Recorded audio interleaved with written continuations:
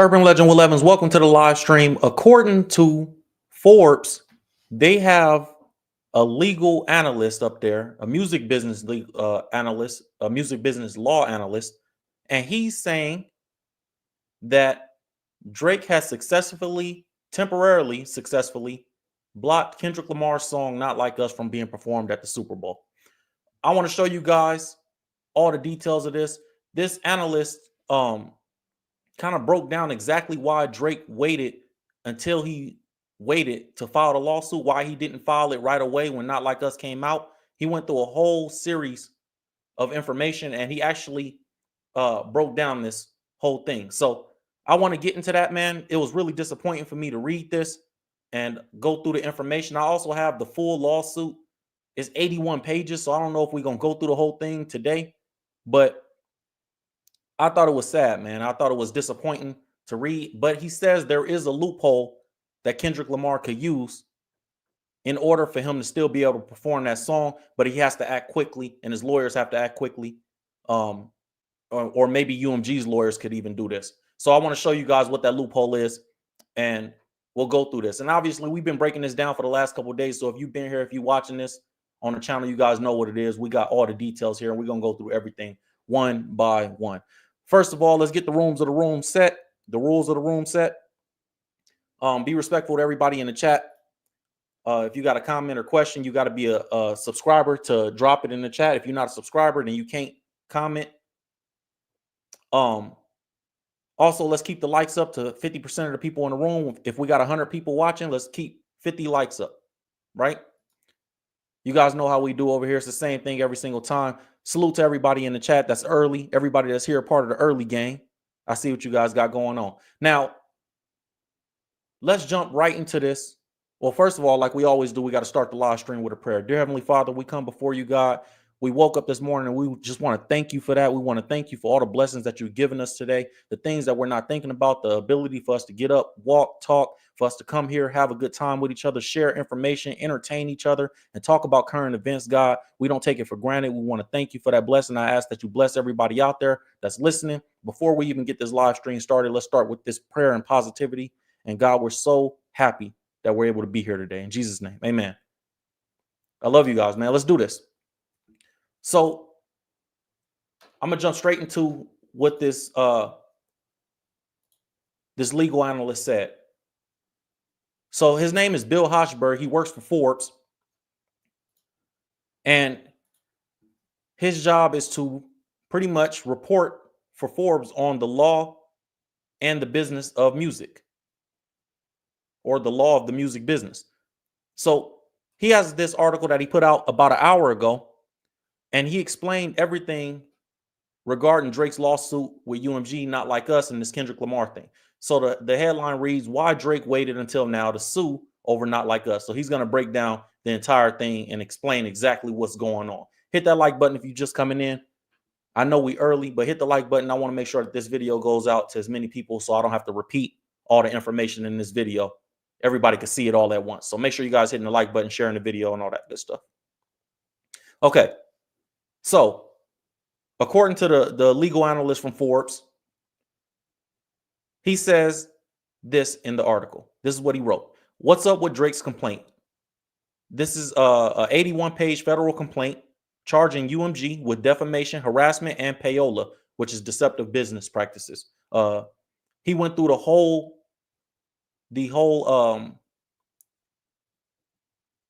legal documents of this lawsuit. And this was his assessment of it. And he explains why Kendrick Lamar is not going to be able to perform Not Like Us unless he does this one thing in this breakdown. So we know that this lawsuit is going on. The article says the 8 months between now and last May, when UMG released Kendrick Lamar's Not Like Us with the lyrics that call Drake a criminal pedo, is a delay that displays strategy. So he's saying that Drake specifically released this lawsuit right now, a month before the Super Bowl, for a reason. And it makes a lot of sense when you think about it now. It's like, okay, if the song came out last May, you've been hearing the song all summer. Why not release the lawsuit in July? Why not release the lawsuit last September? You know, why wait until a month before Kendrick Lamar gets on that stage? And now we understand why, because he's trying to block it from the Super Bowl. And 50 Cent actually confirmed this previously. 50 Cent said the same thing, and we'll show that in a second.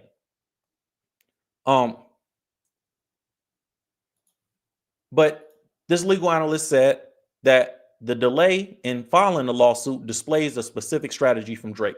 He goes on to say, first, it would have been a bad look for Drake to sue Kendrick Lamar in court right after losing the rap feud, and that would have hurt his image in the court of public opinion.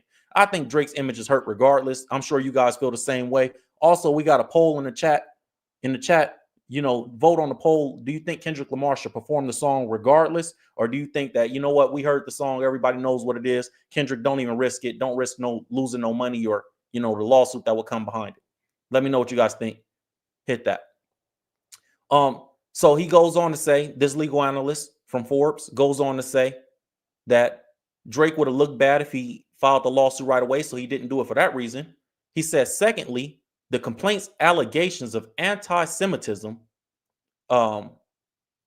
because Drake is half Jewish, it would have inflamed students and others last summer at the height of the Free Palestine campus protest. So basically, if Drake would have filed this lawsuit and called Kendrick Lamar an anti-Semite, which he's filed, which is in the lawsuit, that's what Drake is calling Kendrick Lamar right now, saying he's anti-Semitic. If he'd have did that, which is silly to me, that's why it make me giggle, like, come on, bro. But they saying, this legal analyst says, if Drake would have did that, if he would have filed the lawsuit last summer at the height of the Free Palestine movement, which was going on with the Israel and Palestine war, then it would have incited people to, pretty much hate Drake and say he's a part of the other side of that, right? So those campus protests were probably a big factor. Now, this says that, I'm going to show you guys in this actually. Maybe I'm getting a little ahead of myself, but Drake has hired a crisis management team, according to this article and this analyst. But we'll get to that in a second. So the second reason why Drake didn't file that was because of the Free Palestine movement. He didn't want to be looked at like the Jewish guy trying to silence the black guy from speaking, because it would have heightened that, right? So the article says it's such a different time now that Drake felt like it's okay to come out and call Kendrick Lamar anti-Semite in his lawsuit now. So that was a part of the reason he didn't file it right away. Those were the first two reasons. Now, this is the part where the analyst explains why Kendrick Lamar will not be able to, or may not be able to, perform the song at the Super Bowl if he doesn't do this one thing. So this guy says, Bill Hochberg, legal analyst from Forbes on the music business legal analyst, he says Kendrick Lamar is slated to perform and headline the Super Bowl halftime show on February 9th this year. This lawsuit may keep Not Like Us off the set list, but if that is proven to be the motivation in court, the case may be viewed as an unlawful anti-SLAPP, SLAPP, which is a strategic lawsuit against public participation. So let me finish it. An anti-SLAPP motion can short circuit a frivolous lawsuit that is seen as stifling free speech. So Kendrick Lamar's lawyers and also UMG's lawyers have to go in court and file this motion. Now, Drake waiting till the last minute to file this lawsuit a month before the set list. You guys, if you've never been to court, or if you don't know how court calendars work, court calendars fill up really, really quick.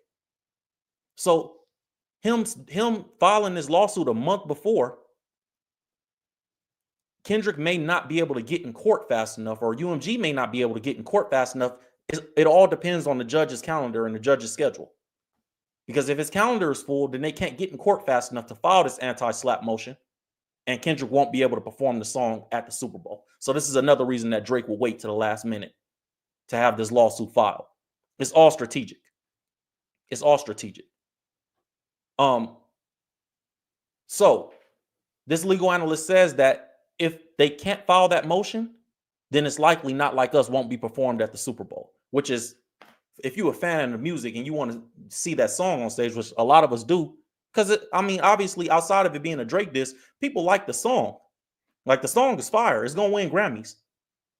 But it's not necessarily a Kendrick Lamar thing, like a choice thing.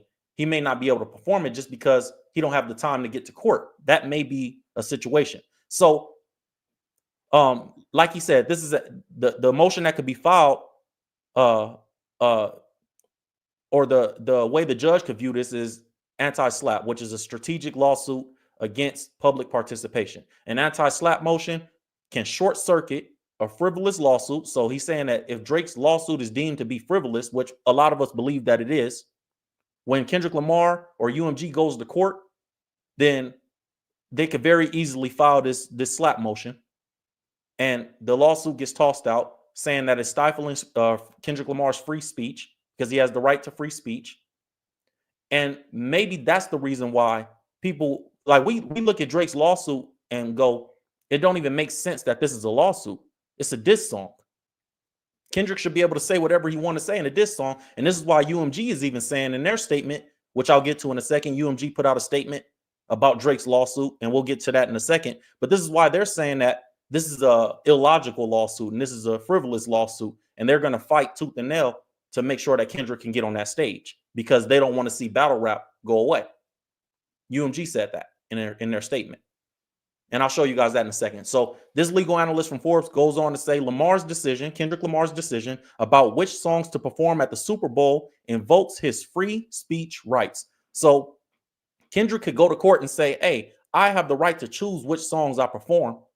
The problem is, can he get in court within the next 3 weeks? Because what is it? It's the 17th today. So you figure Kendrick Lamar got about 3 weeks to get in court. And Drake filing his last minute may hurt him being able to get in court and put the SLAPP motion, for his lawyers to put the anti-SLAPP motion. You know, it's gonna be tough. So that's one of the reasons that Kendrick might not be able to perform the song. The article goes on to say Drake's legal team, led by Michael J. Gottlieb, I think it's Gottlieb, chair of the Wilkie, Farr, and Gallagher's Crisis Management Group.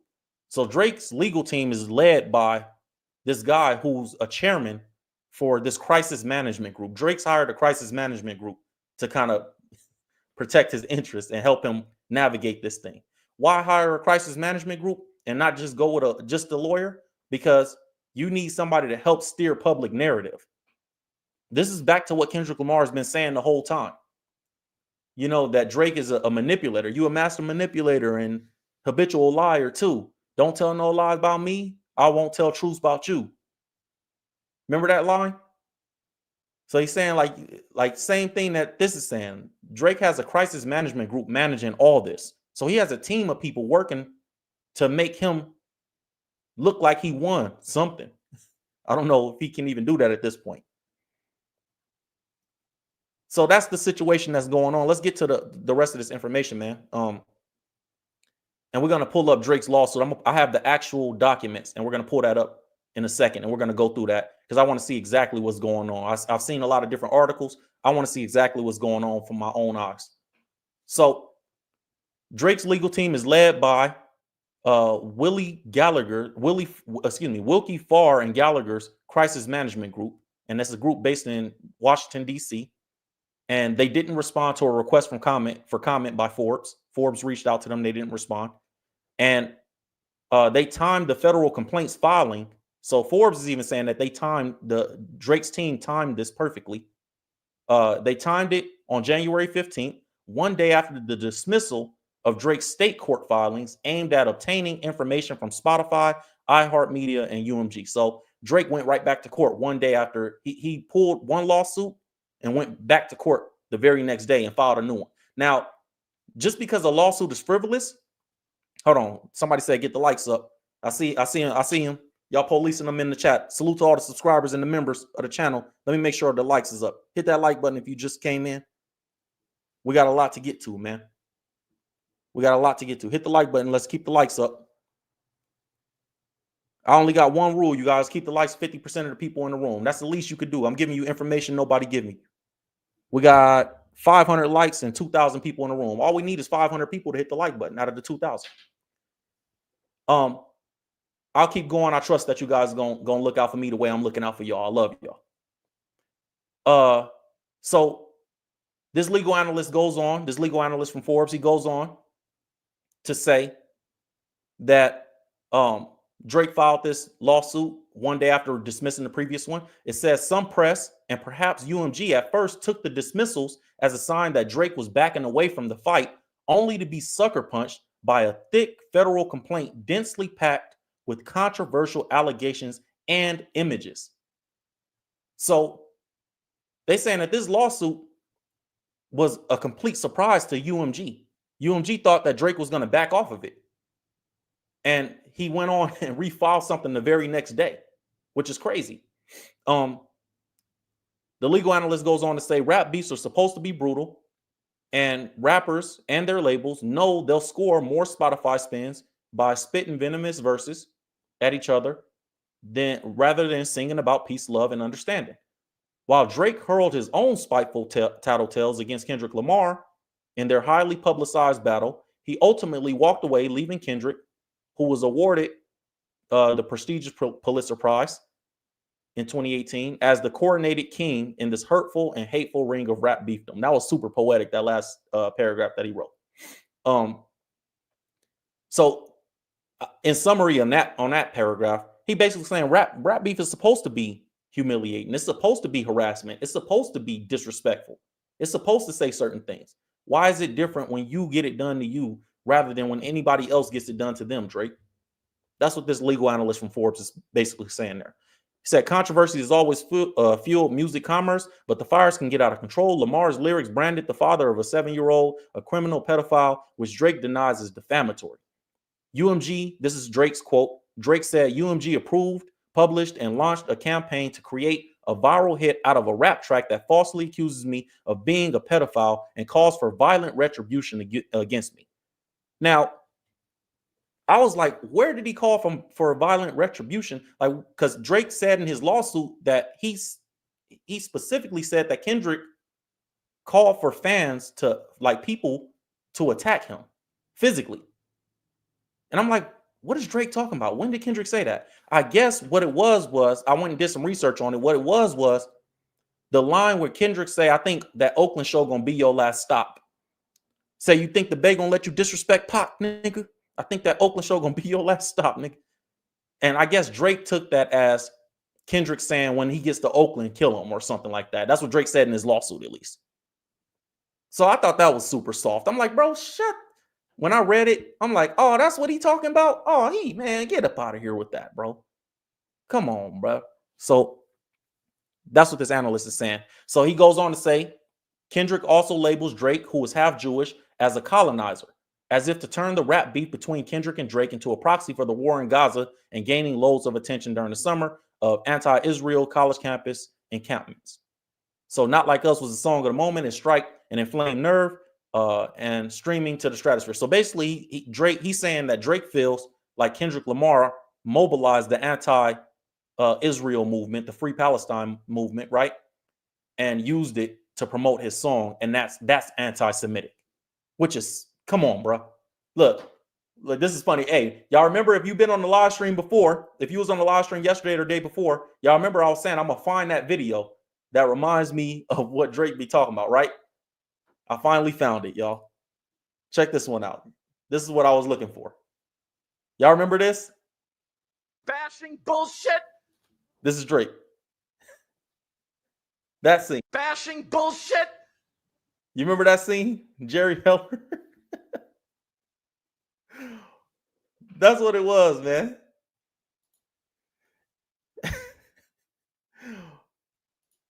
That's the scene I'm talking about. Anyways, let's get back to this article. Where'd I have it at? That's when Jerry Heller heard No Vaseline for the first time. He was like, can you believe this bull, that Jew bashing bull? Like, we're going to put a lawsuit. We're going to sue the... Where my article go? So, anyways, he really trying to play that Kendrick is an anti-Semite crap. So they said one YouTube commenter is quoted in the complaint saying, so Drake put some YouTuber that said this to validate that Kendrick Lamar is anti-Semitic in his lawsuit. So in Drake's lawsuit, he has a quote from a YouTuber saying, I'll say it, them Jews are the colonizers. That's who Drake represents. We got to take our music back from those devils. That's what the guy said, I guess. And Drake put that in the lawsuit.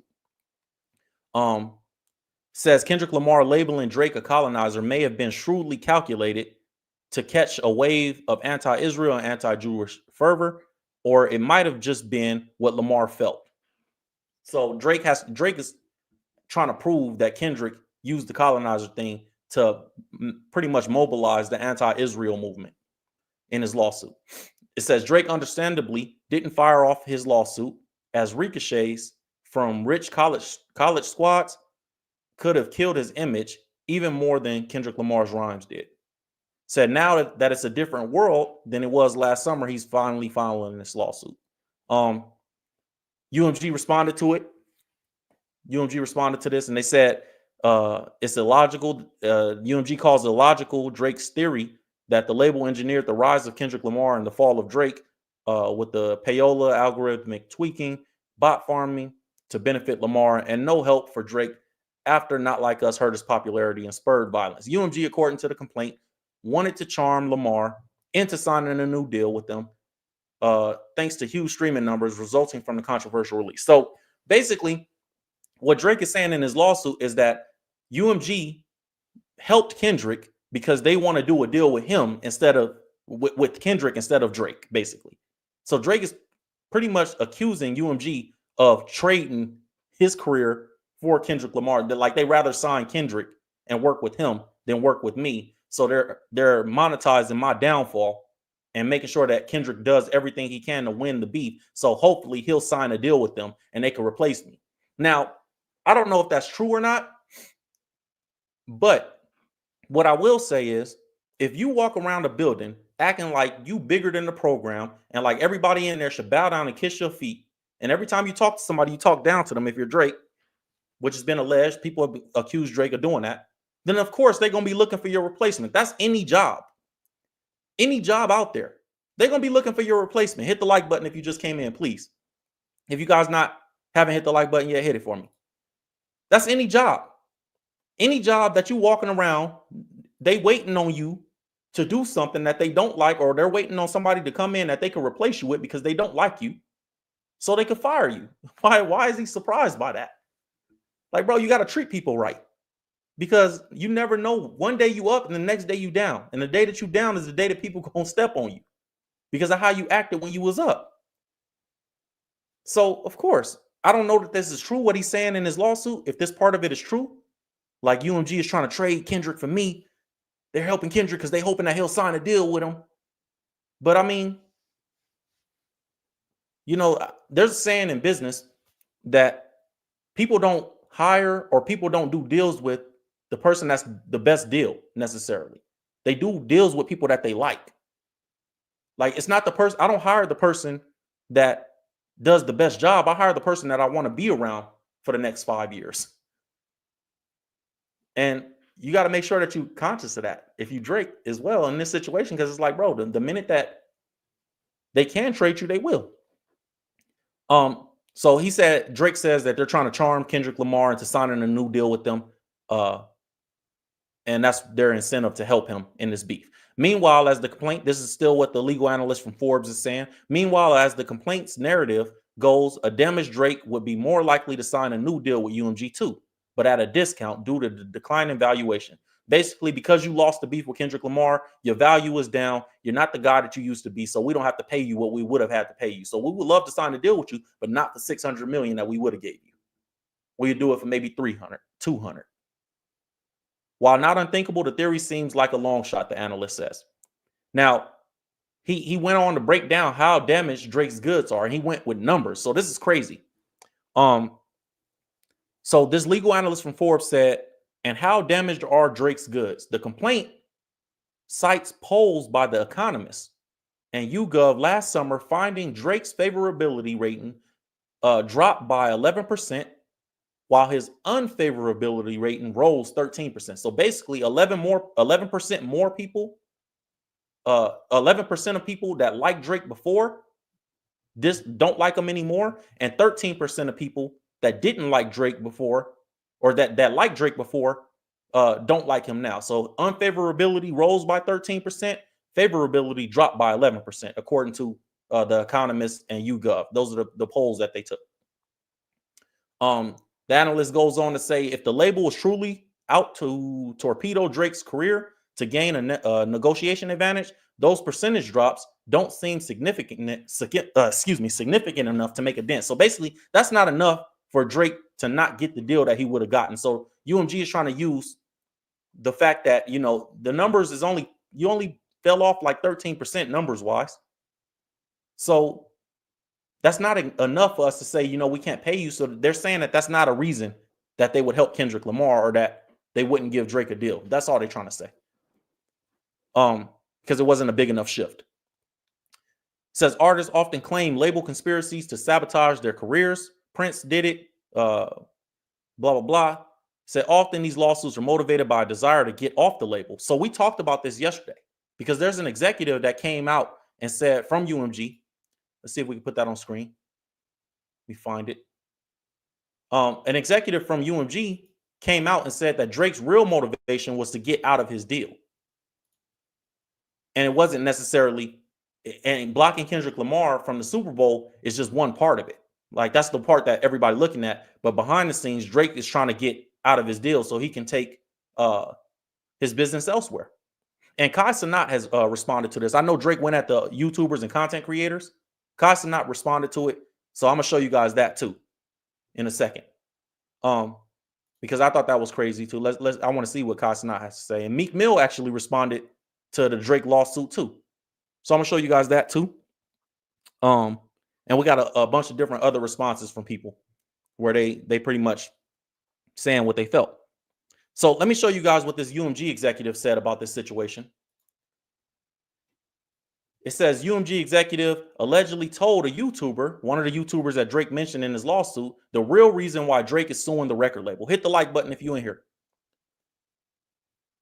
Let me get down to the part. In this clip, the YouTuber alleges that he spoke to the UMG executive, and this is what the guy said. When asked about Drake's alleged motivations, the executive claims there is a belief that the artist, Drake, is simply looking for a way to get out of his deal. This is in line with various prevailing theories about the lawsuit. After all, in his initial petitions, Drizzy has made it seem as though he felt like UMG was purposely trying to undermine his career so they could pay him less on his next contract. So even the UMG executive is saying, like, behind the scenes, which I don't know if this guy was supposed to tell people this, but he said it, so it's a headline now. But even he was saying, like, yeah, Drake is trying to get out of his deal, and he's using all this stuff to get out of the deal because Drake is still in that $400 million deal that he was in with UMG before. And I think he still got a couple years on the deal and some requirements. So the article goes on to say from the legal analyst from Forbes that Drake's deal with UMG signed in 2022 has been valued at $400 million, one of the largest in music history. And his independent label, OVO Sound, has a separate and lucrative Warner Music distribution partnership. So Drake has a deal for himself, and he also has a deal for OVO, which we all know. He said these suits are motivated by a desire to get off the label, attain ownership of his recordings, and negotiate a stronger deal. So that's what the executives are speculating that Drake is up to. Now, the Kendrick Lamar Super Bowl thing is just a part of that, not being able to perform.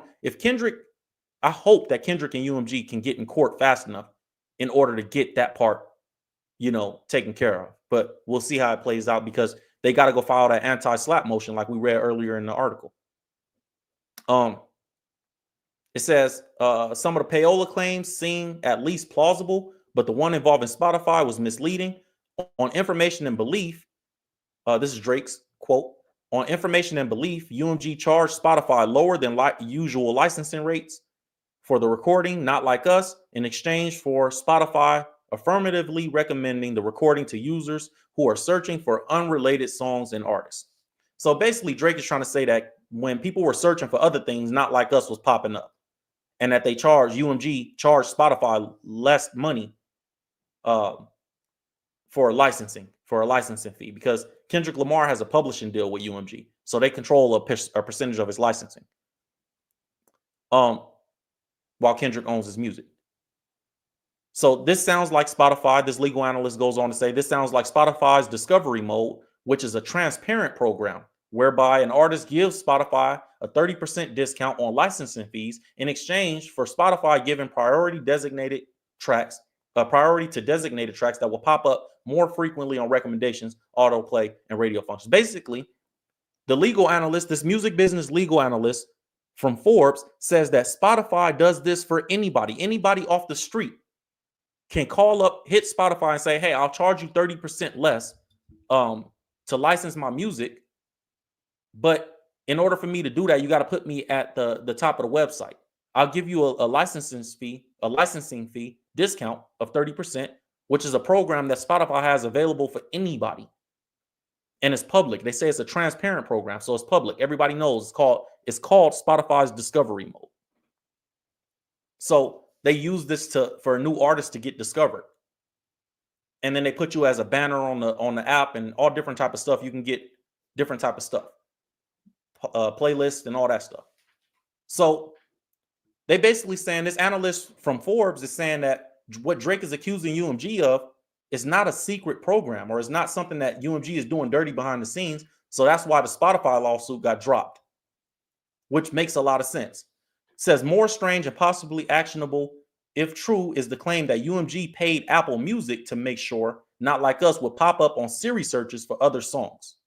So they're saying that Drake is also suing or implicating that Apple Music is involved in Kendrick Lamar's Not Like Us getting boosted. Said even a search for Drake's Certified Lover Boy misdirected a user to Not Like Us, the complaint says. So basically, because of the lines that Kendrick had in his song, I don't believe that part, because when Kendrick says certified lover boy, certified pedophile, when he says that, if somebody is typing in Kendrick Lamar certified lover boy, or if they're typing in certified lover boy, and you guys know how algorithms work. If you have social media, or if you're on YouTube, you watching me on YouTube right now, you guys know how algorithms work.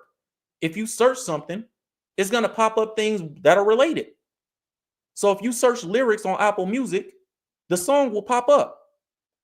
So what is Drake talking about? Oh, when people were searching for my album, nobody, I promise you, Drake, nobody was searching for Certified Lover Boy, the album, when Kendrick Lamar dropped Not Like Us. Nobody was like, yo, I got to go listen to Drake's album on Certified Lover Boy right now. No, they're looking for the line in Kendrick's song. What is you talking about, bro? You don't make any sense. So that was basically what this legal analyst, the music business legal analyst from Forbes, said. Salute to Bill Hochberg. I want to get into what the industry is saying right now about what Drake got going on.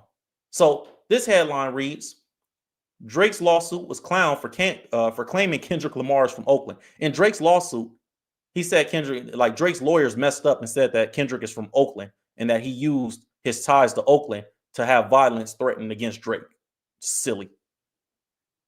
This whole lawsuit is silly. But we just read in the Forbes analyst that the lawsuit is only filed right now because he's trying to hurry up and block Kendrick from performing Not Like Us, and hopefully Kendrick Lamar doesn't get to court soon enough to claim his free speech, because Kendrick would have to file a motion to say me performing Not Like Us at the Super Bowl is free speech. In order for Kendrick to do that, he has to get to court within the next 3 weeks. Drake filed this lawsuit at the perfect time. It puts pressure on Kendrick's lawyers and UMG's lawyers. So maybe Kendrick won't be able to perform the song at the Super Bowl if he can't get to court and file that motion right away. So this headline says Drake's lawsuit clown for claiming Kendrick Lamar is from Oakland. Drake cannot seem to catch a break in the court of public opinion. We already know that. It says, as noted by TMZ, the 81-page lawsuit states that Kendrick Lamar is from Oakland. The quote from the lawsuit is, later the recording, Not Like Us, threatens that if Drake comes to Oakland, where Lamar grew up, he will not make it out alive. Said the quote is, I think that Oakland show gonna be your last stop. Anybody who has listened to Kendrick Lamar knows this to be false. Kendrick Lamar is one of the most iconic Compton rappers of all time. So we all know that this is silly, but Drake's lawsuit says this. This is what makes the stuff frivolous, man. It's like, bro, you're making claims that don't even make sense. You saying Kendrick is from Oakland, and that's why when he says that, it's a threat and it's scary because he has goons there. Like, Drake saying that Kendrick Lamar has goons in Oakland is, and even if he do, it's not because he grew up there. says, oh, my bad. We saw that part. This is a TMZ report. Says culturally, there's a pretty huge separation between Oakland and Compton. Drake probably don't know that, though. He probably think if Oakland and Compton probably cool. Are they cool? Drake's lawyers for sure don't know. They don't know if Oakland and Compton got any ties or anything like that. But Drake knows where Kendrick Lamar is from. The article says, based on all the references he made, he knows that. So we know that Drake knows where Kendrick is from. But I guess he didn't proofread the lawsuit before making it public. That's what the article says. Drake didn't proofread the lawsuit before making it available to the public. And then obviously social media is going crazy, clowning Drake for this. Said, quote, so Drake didn't think he should have read this lawsuit before submitting. Basically, he had his lawyers type this up and say that. I want to see these new reports of what Kai Cenat said, because Kai Cenat was named in this lawsuit. And I want to see what the homie said about Drake naming him in this lawsuit. So let's check this out. It says Kai Cenat has explosive reaction to Drake mentioning him in UMG lawsuit. It says according to Kai Cenat, Drake allegedly told him to stay on stream while he reacted to Not Like Us. So Drake was like, stay on stream. Earlier this week, Drake took his legal dispute with UMG to the next level by filing an official lawsuit against the company. He accuses UMG of spreading false and malicious narratives that he's a pedophile by promoting Kendrick Lamar's hit disc, Not Like Us. The suit has gotten big reactions from fans, blah, blah, blah. In a clip from his stream, Kai Cenat questions why he was named in the lawsuit. According to him, while he was streaming his reaction to Not Like Us, he allegedly got a DM directly from Drake telling him to stay on the stream. He also alleges that he wasn't paid directly by UMG and his reaction wasn't monetized, because in Drake's lawsuit, he also said that, UMG was sending money out to content creators in order for them to promote Kendrick Lamar. It's all paranoia. What he's saying don't even make sense. You know what I'm saying? What you're saying don't make sense, bro. I'm going to get to what Meek Mill said in response in a second to Drake's lawsuit as well. But Kai Cenat is like, yo, I didn't get paid by UMG. And he said my reaction wasn't even monetized. I didn't even monetize the video. So why is Drake on me? Kai Cenat quote said, wait, why am I in this ish? Wait, hold on. What the F? I'm being sued? So that's what he said. He said, I was told to stay on stream. He said, this ish is cap, bruh. Where'd it go? He said, eventually, the article says eventually Kai Cenat realized that he was not actually being sued. Instead, he's being used as an example of a content creator who was allegedly allowed to monetize his reaction to Kendrick's song. So Kai Cenat came out and said, that's BS because I didn't even monetize the video. So how am I one of the people that's named that got paid to promote Kendrick's song? Which is hilarious because it kind of shows that Drake's lawsuit against UMG is frivolous. Like, you just saying anything, bro. Kai Cenat video wasn't even monetized. So for you to say people monetize, or him specifically, he monetized his reaction video, it's crazy. So Kai Cenat isn't the first popular streamer to weigh in on Drake's lawsuit. Shortly after it was filed, DJ Academics shared his thoughts on it, making it clear that he does not approve of this lawsuit. DJ Academics speculated that the suit could mean Drake doesn't drop new music for a long time, which is disappointing to him. That's all Academics thinking about, man. Said, for me as a music fan of Drake, I look at this and say, well, he might as well just tell us to prepare for a cold winter, because I don't think we're getting no new music from him. I don't want that. So that's why I think it's bad. Bro, it's bad because Drake is trying to ruin battle rap forever.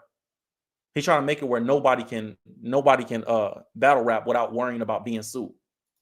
And if that becomes a thing, then we're going to see, every time somebody loses a rap battle, they're going to be like, man, I'm going to sue him in court for defamation. So that's what Kai Cenat said. Let's see what Meek Mill said in response to this lawsuit. Because everybody want to know what Meek Mill have to say, right? Meek Mill is the guy that Drake went against and won and gave him a lot of confidence. It seems like Drake got a lot of confidence off of beating Meek Mill in that back-to-back battle. And so he responded to this, and everybody, I'm sure, is waiting on this. Meek Mill gives convoluted answer when asked about Drake lawsuit. And we're going to do community hour at the end of this. I'll do 30 minutes or 30 minutes to an hour, community hour. I'm going to talk to all my entrepreneurs like we always do on the live stream. So stay tuned. If you guys waiting on that, drop a diamond in the chat. You guys already know what time it is. We're gonna do that at the end. I got some interesting stuff to talk about today. Meek Mill gives convoluted answer when asked about Drake lawsuit. You knew he was gonna weigh in. Meek Mill still releases music, blah blah blah. We don't care about all that right now. No disrespect to Meek, but we're trying to get to the point of this article. Says a Meek Mill rant is unlike any other because nobody ever tells if he can stick to the topic or if he talks about random things. Basically, says Meek Mill was asked about how he felt about Drake's decision to sue over Not Like Us. And it's because after the article says he was, after all, the guy who got dissed by Drake on the hit song. Instead of addressing the topic on these grounds, though, Meek Mill delved into streaming numbers and label disagreements from a decade ago. Okay, so this is what Meek said. Let me try to zoom that in for you guys. Said Meek Mill claims he's learned from his losses. It all comes down to who know who. Once I started owning companies, I wanted to be in convo with the high-level shakers and owners. If I made more than 100 million on a label, because not the only business I got, because that's not the only business I got. I'm trying to understand what Meek's saying. And he said, it's not the only business I got, and I deal with the top people at companies to get top results. Bro, hold on. What is Meek talking about? Am I? Hold on. Okay, let me. What is Meek talking about? Said, I'm a champ. This is maybe a response to it. He said, I'm a champ. I lost many things. I learned from them and moved on. 2025, my team right now, I'm going to make 100 mil off a rap because I was in a system so long. I'm going to break that, John. Our time for the mind. What is Meek talking about, y'all? Hell, somebody decipher this, bro. I need the Meek Mill whisperer to decipher this. I don't know what bro talking about. Said, label told me don't drop nothing. I went against that and dropped DC4 mixtape. Sherry Bryan backed me herself, 90K first week to heat up. I couldn't make any playlists either. That had me confused, a little losing confidence, but I knew 80% was campaign, influence for the net only. What is Meek Mill talking about, family? Bro, what is Meek on? Is this the article for real?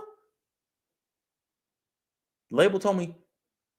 That's Meek's response when somebody asked him about it. Meek expanded on this tweet with the follow-up. He admitted to taking losses in the past, wins and losses, blah, blah, blah. I have no idea what Meek rambling about. I'm not going to lie. Meek, I don't know. Meek probably was smoking right today. He was probably high or something. Meek tripping. That was a Fabio type tweet. I don't know what Meek talking about. Yeah, we shouldn't even put that on the stream, Meek. Damn, Meek. Well, what we talking about, family? Whack 100 weighed in on it too. Whack 100 always got an interesting opinion. Let's see what Whack 100 say about this. Whack 100 ominously warns Drake that more allegations will come due to his UMG lawsuit. So Whack 100 says more allegations are coming. Said Whack alleges that Drizzy might force UMG to push a red button. Whack 100 said they gonna do Drake like they did Diddy. Said for those unaware, this refers to the conspiracy that Diddy and his wave of allegations and lawsuit came after he tried to challenge liquor giant Diageo in the legal space, which made white Rand power structures rip him apart. Everybody's been kind of saying the same thing, like yo, you challenging the wrong people, bro. And I said this even on stream that Drake got to be careful when he's saying that like these allegations are false and this is defamation, because now it's going to make UMG be incentivized to prove that these allegations are not false. So if you say certified lover boy, certified pedo, and you say that that's defamation, I'll never mess with nobody young, it's going to make UMG go, oh, for real? And then go dig up all the dirt that they got on you, that they probably already got in a file somewhere in case you ever pulled a move like this, because he's not the first person to ever go against the label. So they saying Whack 100 say they gonna do him like they did Diddy. And Whack 100, he ain't always wrong. I know people don't always like what he say, but he ain't always wrong. Sometimes he be 100% on point. Like Whack 100 was the first person that I heard say that Drake was trying to block Kendrick Lamar from the Super Bowl. And he ended up being correct, as is confirmed today by Drake's lawsuit and the legal analyst from Forbes. So Let's hear what. Let's play a little bit of what Whack 100 had to say. Let me see if I can get this on. Then you got niggas like Drake. He come even when it's down, and he putting up even more. You telling those very Oops, it's loading. machine that help make you who you is. So now they skeptical on what they gonna do. Like this nigga really blowing the spot up. Niggas should really look at him like a Chaz nigga. Chaz nigga, this is what you use to get on. Now you telling and jeopardizing it getting shut down for all the rest of the niggas that use the play praise. Cause It's a good. That's the main reason people upset with Drake. It's because it's like, bro, you use all these resources from UMG, and UMG said that in their statement too. I'm gonna go to UMG statement after this and show you guys how they cooked Drake bad. Like they exposed everything about how what they did for Drake, and I'm gonna show you guys that. Hit the like button if you just came in, or if you in here and you ain't hit it yet. the nigga whooped your ass in a rap battle. Is he really suing Kendrick, or was that just some internet? UMG. He ain't going at. He went at UMG. Can't sue Kendrick. That's what Whack 100 had to say about the situation. The article goes on to say, Whack 100 thinks that Drake will have a very hard time recovering from this fallout, but the article says, is that even his goal? I don't know. I don't know if Drake even wants to be a part of hip hop anymore. Like when you start calling rappers anti-Semites, bro, you showing like, no pun intended, you really are showing like you're not like us.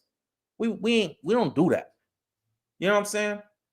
Like you got to take the jokes the way they come, bro.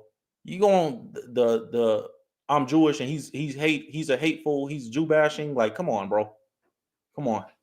What are we talking about? Like that, it don't make no sense to even go that way. Charlemagne the God, I'm gonna show you guys what UMG said to Drake in a second. Charlemagne the God and DJ Envy ripped Drake's defamation lawsuit apart on the Breakfast Club. So that's what they did. Let's check out what they had to say. The article says that the two hosts of the Breakfast Club had a lot of critiques to offer about Drake and his lawsuit. It says, as Lauren LaRosa went through the big details of the lawsuit and all of its important elements, Charlemagne and Envy chimed in with their criticism of the lawsuit, including the hypocrisy of suing over a rap battle. I'm not going to play the clip from the Breakfast Club because I know how they are. They be tripping. But let's see what they said. It says, particularly Charlemagne the God, said it's about how this is a particularly shaky move in the context of a rap battle, although the host did admit that they understand the lawsuit in principle because nobody wants to face the type of accusations that Drake is facing and why reactions that are so damning and embarrassing. However, they also explained that Drake really asked for everything he got in the rap battle in their view, and that responding with a lawsuit really damages the whole image. Yeah, I agree with that. Basically, they're saying that Drake, you asked for it, you asked for smoke, you got smoke, and then you wanted to call the fire department, dog. It don't make sense. It don't make sense. Let's get to, I want to show you guys the statement that UMG put out a long statement, like a long statement going at Drake. And they basically exposed that they've been helping Drake for years win rap battles. Crazy statement. They're letting everybody know, like, bro, all the times that y'all thought Drake was just succeeding and that he was winning, it's really because of us. Let me show you y'all this. This is the statement from UMG. Salute to Pitchfork for reporting it and bringing it to the light, man. I want to put this actually full screen so y'all can see it. My bad, I scrolled. I want to put this full screen so y'all can check this out, man. This is crazy.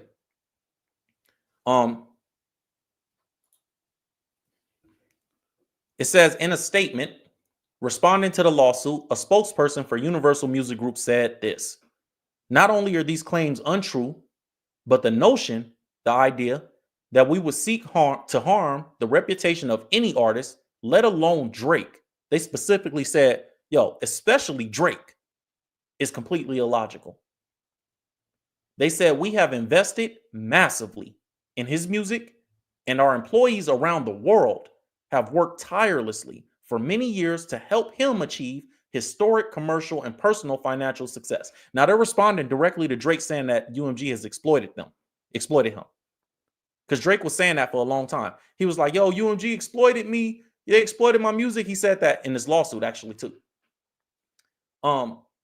So they said, bro, we have employees around the world that have worked tirelessly for years to help you achieve all the history and the records that you've broken. It says throughout his career, Drake is intentionally, this is back to the UMG statement. UMG said throughout his career, Drake has intentionally and successfully used UMG to distribute his music and poetry to engage in conventionally outrageous back and forth rap battles to express his feelings about other artists. That's the most important sentence in the whole thing right there.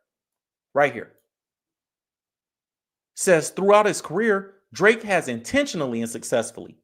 So basically you did it on, you knew that we had the resources to help you win rap battles and you successfully did it. You used our resources successfully, but you knew that we were going to get your back when you went into all these rap battles. So it says Drake has intentionally and successfully used us to distribute his music to engage in conventionally outrageous back and forth rap battles to express his feelings about other artists.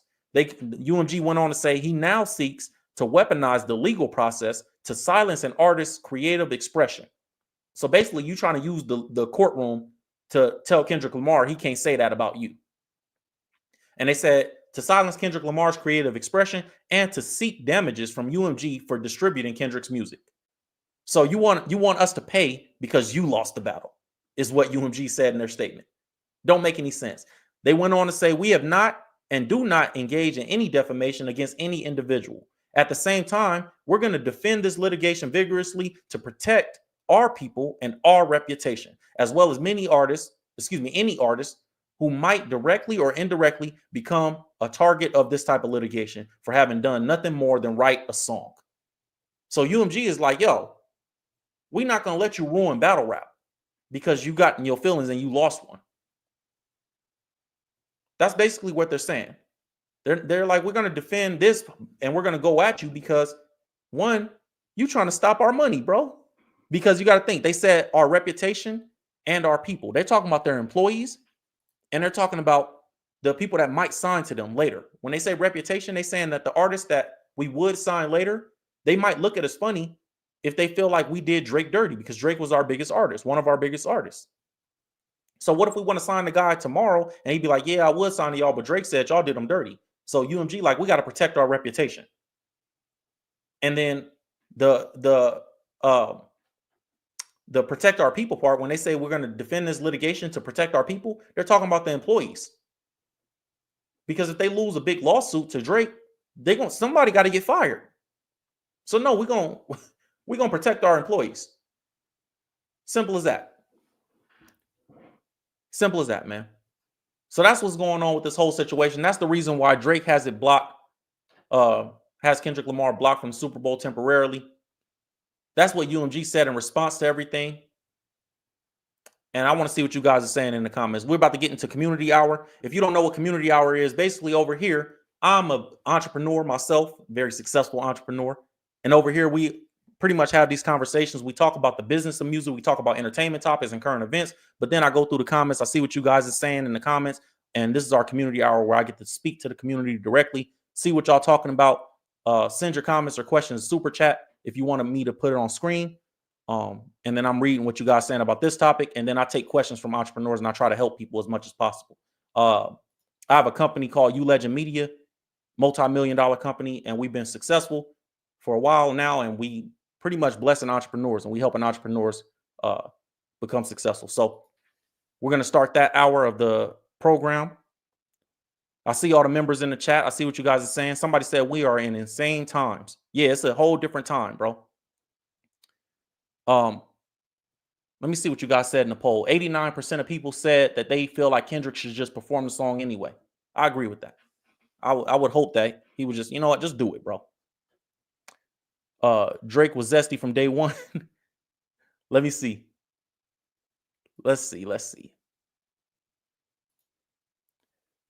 Thank you for your donation. Davis Lewis Love said Drake's trying to get the feds involved in filing a federal lawsuit. He's trying to get a RICO on UMG with Payola, including the reactors channels. He's trying to say they took Payola for their reactions. They could be in trouble if Drake wins. You think that he's trying to follow up his lawsuit with UMG with, okay, now I'm gonna sue all the creators? You're gonna have to prove it. It's gonna be a lot to prove. That's an uphill battle. See, everything that he's saying, he has to prove. He has the burden of proving it because it's a lawsuit. They don't have the burden of proving that they're innocent, and neither does the content creators. Drake has to prove that he knows for a fact. I don't think that Drake's intention is to win in that way. I think his intention is to make sure Kendrick don't get on that stage just to be petty. And I think his intention is to get out of his record deal. That makes a lot more sense to me. Because you know that the lawsuit is frivolous. You know that the things he's saying in it don't make no sense. Matter of fact, while we're here, let me see if I'll put the lawsuit on screen. I have Drake's the entire lawsuit paperwork. I'll put it on screen while we talk about that before we get too deep into community hour. This is the lawsuit. This is the actual document. Drake versus UMG. So I've been through this complaint. We kind of went through all the main points of it. The first thing that he says in the lawsuit is about the shooting at his house, which is crazy. It says in the middle of the night, May 7th, an armed group of assailants drove up to the Toronto house in which Drake and his family resided. Drake was inside. The car stopped in front of the residence. Someone yelled, "F Drake," and at least one gunman began to open fire. One bullet went through the security gate and hit Drake's front door. Another bullet struck and wounded a security guard who was also one of Drake's friends. While the car drove away, Drake and others in the house summoned help from the security guard and did everything possible to keep him alive. During the nearly 30 minutes it took for the ambulance to arrive, Drake and others labored to keep the man alive by applying pressure to the gunshot wound with towels. Blood was everywhere. So, as a person that's been shot multiple times, I mean, I'm insensitive to this type of stuff, but maybe that was shocks people, or maybe that for Drake that was crazy. Everybody I know and grew up with been shot. I've been shot multiple times. You feel what I'm saying? So to him, it's probably like, oh, this is crazy. It's like, bro, it was a shoulder shot. You all right? He ain't dying, bro. I don't know. I'm not trying to downplay it, but you know, that's what the lawsuit say. There's a whole bunch of details in this lawsuit. I think Drake has a whole different play. I think he has a whole different play. Because what does this have to do with Not Like Us? Like, why even put this in the lawsuit? It's just to have something to say, or he's trying to express himself. I don't understand it. I don't understand it. They went on to break this down, said after the my bad. So after the security guard arrived at the hospital, surgeons worked quickly. We don't like, I'm not trying to be disrespectful, but like, bro, this is a lawsuit. What is this? Why are you telling us the story of the security guard that got shot in the shoulder? The guy survived. Is basically what it says. So he's trying to say that UMG had a hand in this guy getting shot and his house getting shot up and all this stuff. It's like, that's not the case, bro. I can't believe that. Because somebody rolled by, said F Drake 3 days after Not Like Us dropped. Like, I don't know, man. Let me see what you guys are saying. It's community hour. We passed that. Maybe I'll break down the lawsuit in another video. I got all the paperwork. Said Drake also didn't include anything he did in the lawsuit. The timeline starts at Euphoria, skips Meet the Grounds, picks back up at Not Like Us, and the Not Like Us video. He's in danger because of the songs he said. Facts. I agree with that. Like, bro, you don't leave out the part where you were engaging in this too, because you said some very disrespectful, negative things too. Thank you guys for your donations and your super chat comments. Said, imagine if Kendrick wasn't even going to perform Not Like Us anyways. Bro set himself up for another L. Yeah, like this is all presuming that Kendrick was going to do that song on stage. Kendrick might go up there and say, yo, you already know what time it is. I did the pop-out show. This is my time to celebrate me getting the halftime show. Maybe he don't even want to be associated that way. You're right. This is all presuming that Kendrick wants to do that song on stage. He might want to do his own songs. This is his one moment to be the Super Bowl headliner. He might say, you know, I wasn't even planning to do that song. I just want to be able to get celebrated real quick and have my moment without Drake being a part of it. You know what I'm saying? Ain't no telling. That's a good point, though. Drake just paranoid and just run into court. And it's like, imagine if Kendrick wasn't even going to do the song. It's funny. Said Dot and UMG aren't surprised about this. SN, what is it? SN? Somebody called Canada lawyers Camelot lawyers.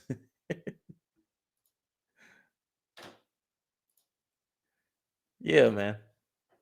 Said Drake, I see y'all in the chat. Okay, we in the chat. Let's see what y'all saying. Where y'all from? All the entrepreneurs in the chat. Drop the diamonds in the chat. Y'all know what time it is. It's Entrepreneur Hour, Community Hour. This is where I get to teach. This is where we get to learn something. This is where we go from entertainment to education, and we get to actually learn something today. Now, if you guys don't know, I teach entrepreneurs for a living. Outside of this, this is what I do.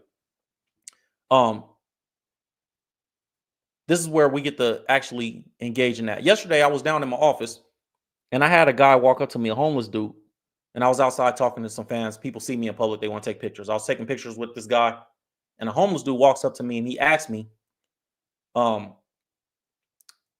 he can go from being homeless to successful. And I was trying to help the guy. And I want to tell y'all about that. Let me see what y'all saying. I see y'all super chats coming in. I wanted to help the guy. And so I was talking to him for about 20 minutes. It said saying Lucian knew he was pushing anti-Semitic information is what's really wild to me. Crazy work. Yeah. Come on, bro. You think Lucian is going to push anti-Semite stuff? For real, bro. That's a good point. Out of all the things he could have said, the anti-Semite thing was so weak to me. It's like you trying to get people to cancel Kendrick Lamar. Like, what Kendrick say that? Kendrick will tell you he is an Israelite. Somebody said if he performs it anyway, what can happen? I guess Kendrick could be sued. I don't know. Honestly. Said Ghana in the building. Salute to Ghana. Salute to Atlanta. I see everybody in here. Salute to all the members in the chat, all the members of the channel too. Let me start putting y'all on screen too. If you're a member of the channel, start dropping your comments. We're going to start putting you on screen. Like 808 Show. Said Aubrey put money in Bitcoin in the street for Dot. What we doing here? Yeah. Kendrick said that. He put price on my head and all that. All right. So back to the story. I was telling you guys, I was at my office yesterday. I'm down there.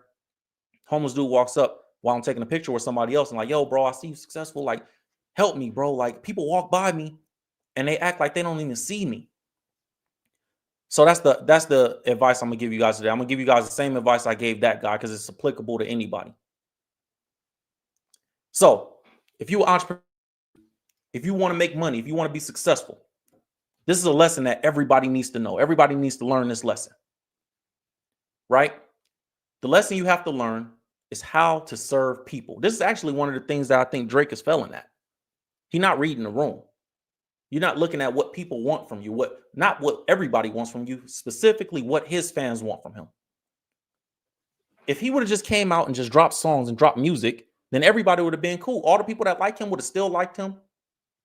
But now you're making it where people are turning against you. But anyways, that's one of the main things that you got to do as an entrepreneur. You got to be able to serve people. A lot of people don't even understand the process of serving people because they're so worried about serving themselves. And we look at service as servitude instead of what it actually is solving people problems. So I'm telling this homeless dude, his name was Dwayne or Dewan. It was either Dwayne or Dewan. I think it was Dwayne though. So I'm like, listen, man, like even as a homeless person, even though you in the low point of your life right now, you still can help somebody. You still can help somebody. You solve somebody's problem.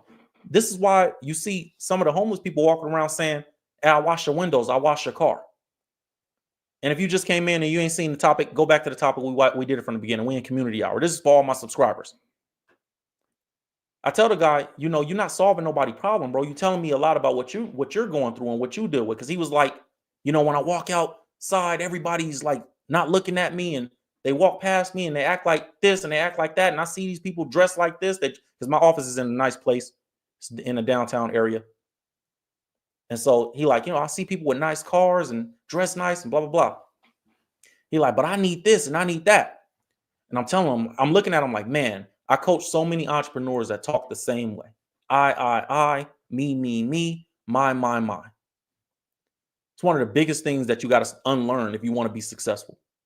Because nobody cares about what you going through because they care about what they going through. When I come on the stream, right? This is a great example of it. When I come on the stream with you guys, I come and I talk about the things that y'all want to talk about. We're going to talk about what y'all want to talk about. This is what y'all want to see. This is the information that y'all looking for. This is the information I'm going to present. Y'all want to see what's going on with Drake's lawsuit? We're going to present that on the stream. Because it's not always about me. It's not, even if I don't want to talk about this today, because I already know the information. After I read it, I already know the information. Why do I have to bring it to the stream and talk to you guys about it? I don't.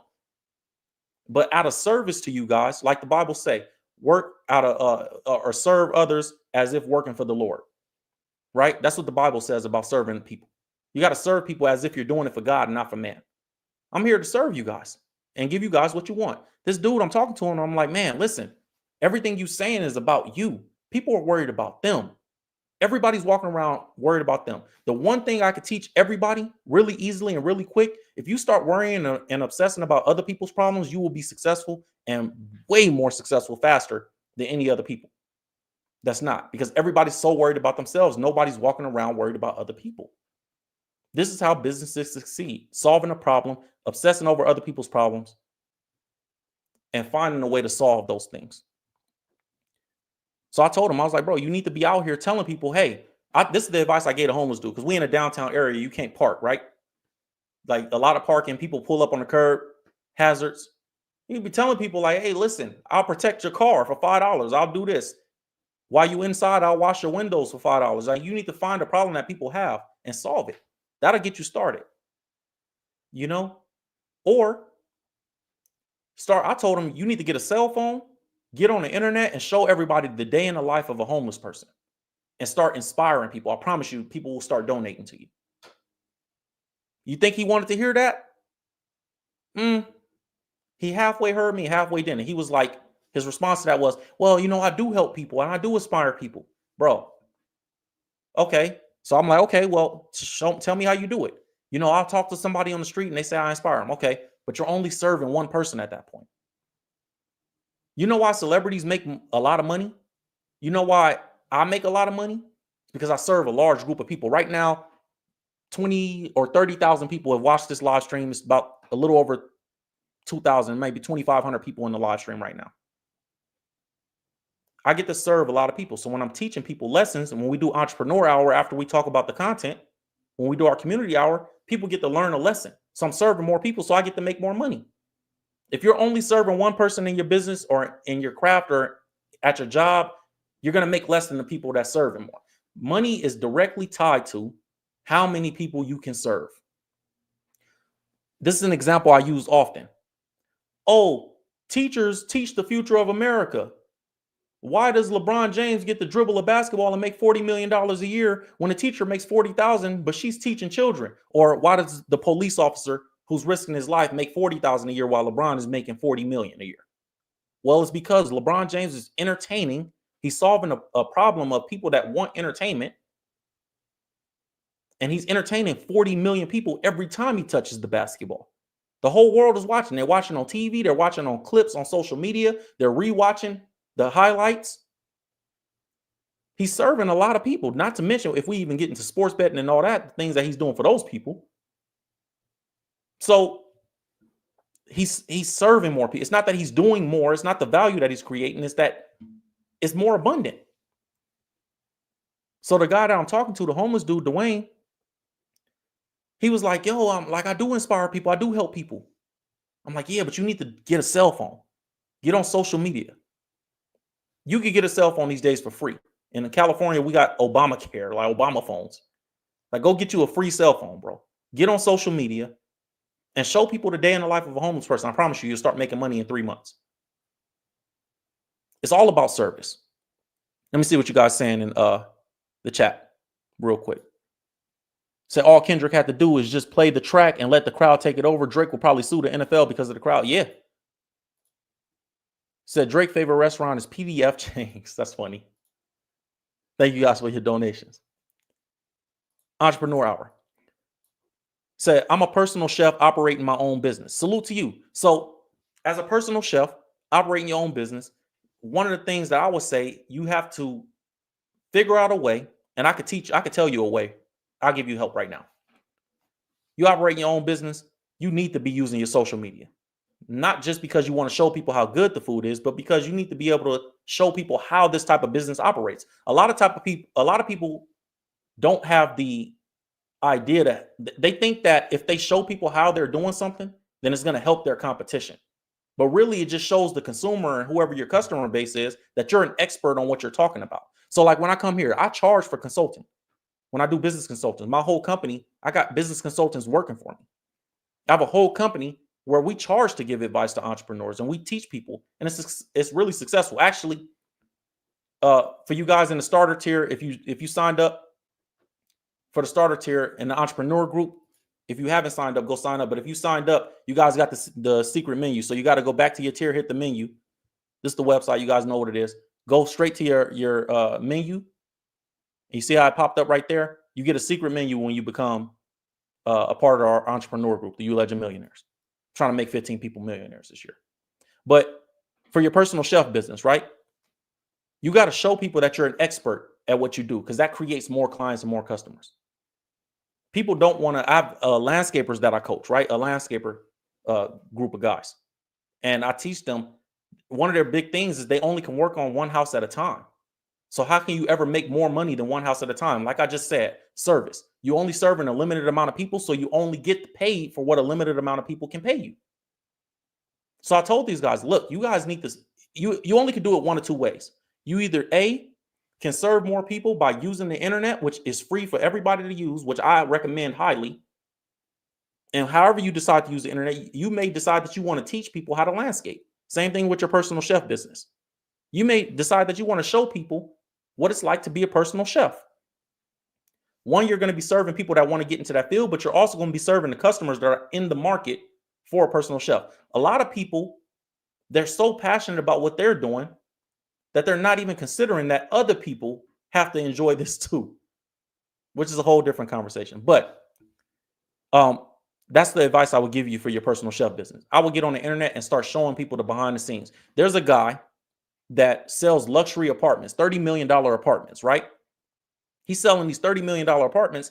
Everybody's not buying a $30 million apartment every day. It's really hard to sell. Really hard. So how does he make his money? He decided to create content showing people how the $30 million house looks on the inside. So his content, his video will be like, this is what a $30 million closet looks like. This is what a $30 million kitchen looks like. And even if he's not, and he's doing millions of views because people want to see that. So even if he's not selling one of those luxury high rises every day, he's still able to generate clients, income. And guess what happens? The people that are in the market for a $30 million condo, they watch his videos, and the people that aren't, that will be one day, they go, when I am in the market, I'm going to go to this guy and see if I can find it from him. If he's showing that and he's showing how his job works on the outside to a bunch of random people, he could assume that he's showing his competition how the ins and outs of his business work. But instead of that, he's showing his client. He took the stance of, I'm showing my clients what I got for them. For your personal chef business, show them what you're doing. It helps. Helps a lot.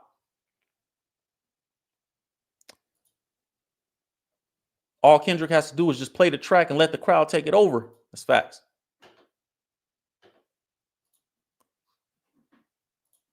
Said, I don't care what Aubrey do. I got my living room outfit ready. This is the era of entrepreneurs. A lot of competition. So what advice do you got for overcoming startup financial risk? Have savings. Startup financial risks are part of the game. Savings only could take you so far because you got to have a plan. I don't even think you need a lot of money to get started as an entrepreneur. I don't think you need a lot of money. This is one of the things that we tell people in the entrepreneur group. So one of the reasons I started the company is because before I became a millionaire, I hated networking because nobody wants to network with somebody that doesn't have anything going on. So I earned six figures. I started earning six figures about 6 years, five or 6 years ago. That was my first six-figure year. And there's a video on my other YouTube channel where you guys can see when I first hit my first six-figure month. I earned $100,000 in a month. I thought I was rich. And I was relatively, so I've been doing this for a long time. One of the reasons I started this company is to give entrepreneurs the resources that I did not have back then. It took me, I've been running my business for 9 years. I ran my business while I was working a 9-to-5 job. So it took me 3 years to get to the six-figure mark. And then it took me another 2.5 years after that to hit the millionaire mark. And I've been a millionaire the last 2.5 years, 3 years. And I started the company to give entrepreneurs a group where they can come and they can get all the resources. So you get to join our group, you get access to other millionaires, you get access to all the people in my network, which we got thousands of people in our network. And a lot of them are six-figure earners and millionaires, and all of them are professionals. Everybody's professionals. So I wouldn't even worry about, to answer your question, I wouldn't worry too much about the financial risk. I will worry about becoming the person that can have success. That's more important than the money you're going to spend. What do I mean by that? In the Bible, the first thing that God tells humans to do, one of the first things that God tells humans to do is to be fruitful and multiply. After you multiply, subdue the earth, and then you can have dominion. Be the thing, be the person that can have, do the thing that gets you to, and then have all the things that you've wanted. So be fruitful, multiply, have dominion. That's how God teaches us to have success. And across the board, it works. You're a human being, not a human doing or a human anything else. You're a human being. When you become the person that can have success, you got to get somebody that can teach you to become the person that has success. A lot of people go to college for that. And we teach against that. You know what I'm saying? I would say don't worry about the financial risk. If you feel like it's too much money or you're scared to invest it, you got to lose that fear. If you have the money and you're scared to invest it, lose the fear. The fear is what's holding you back from success. Invest your money, but invest it wisely. Don't just give your money away. Understand what your plan is. Get a plan, a business plan, and figure out what you're going to do. But if you tell me your specific business, I can help you. Let me see what y'all questions is. Let's see what y'all questions are. All right, I'm in the chat now. I see what y'all saying. Let's go.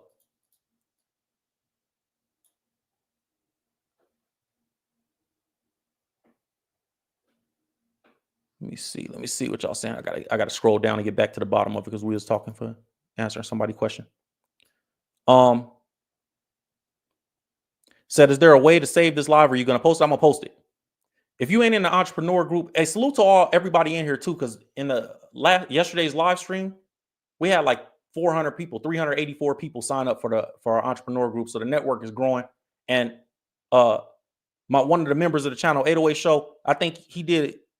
He got to connect with somebody, and they were able to do business together. And that's what this is all about. There was a guy in yesterday or was it the day before yesterday, that he wrote screenplays. He wrote scripts for movies.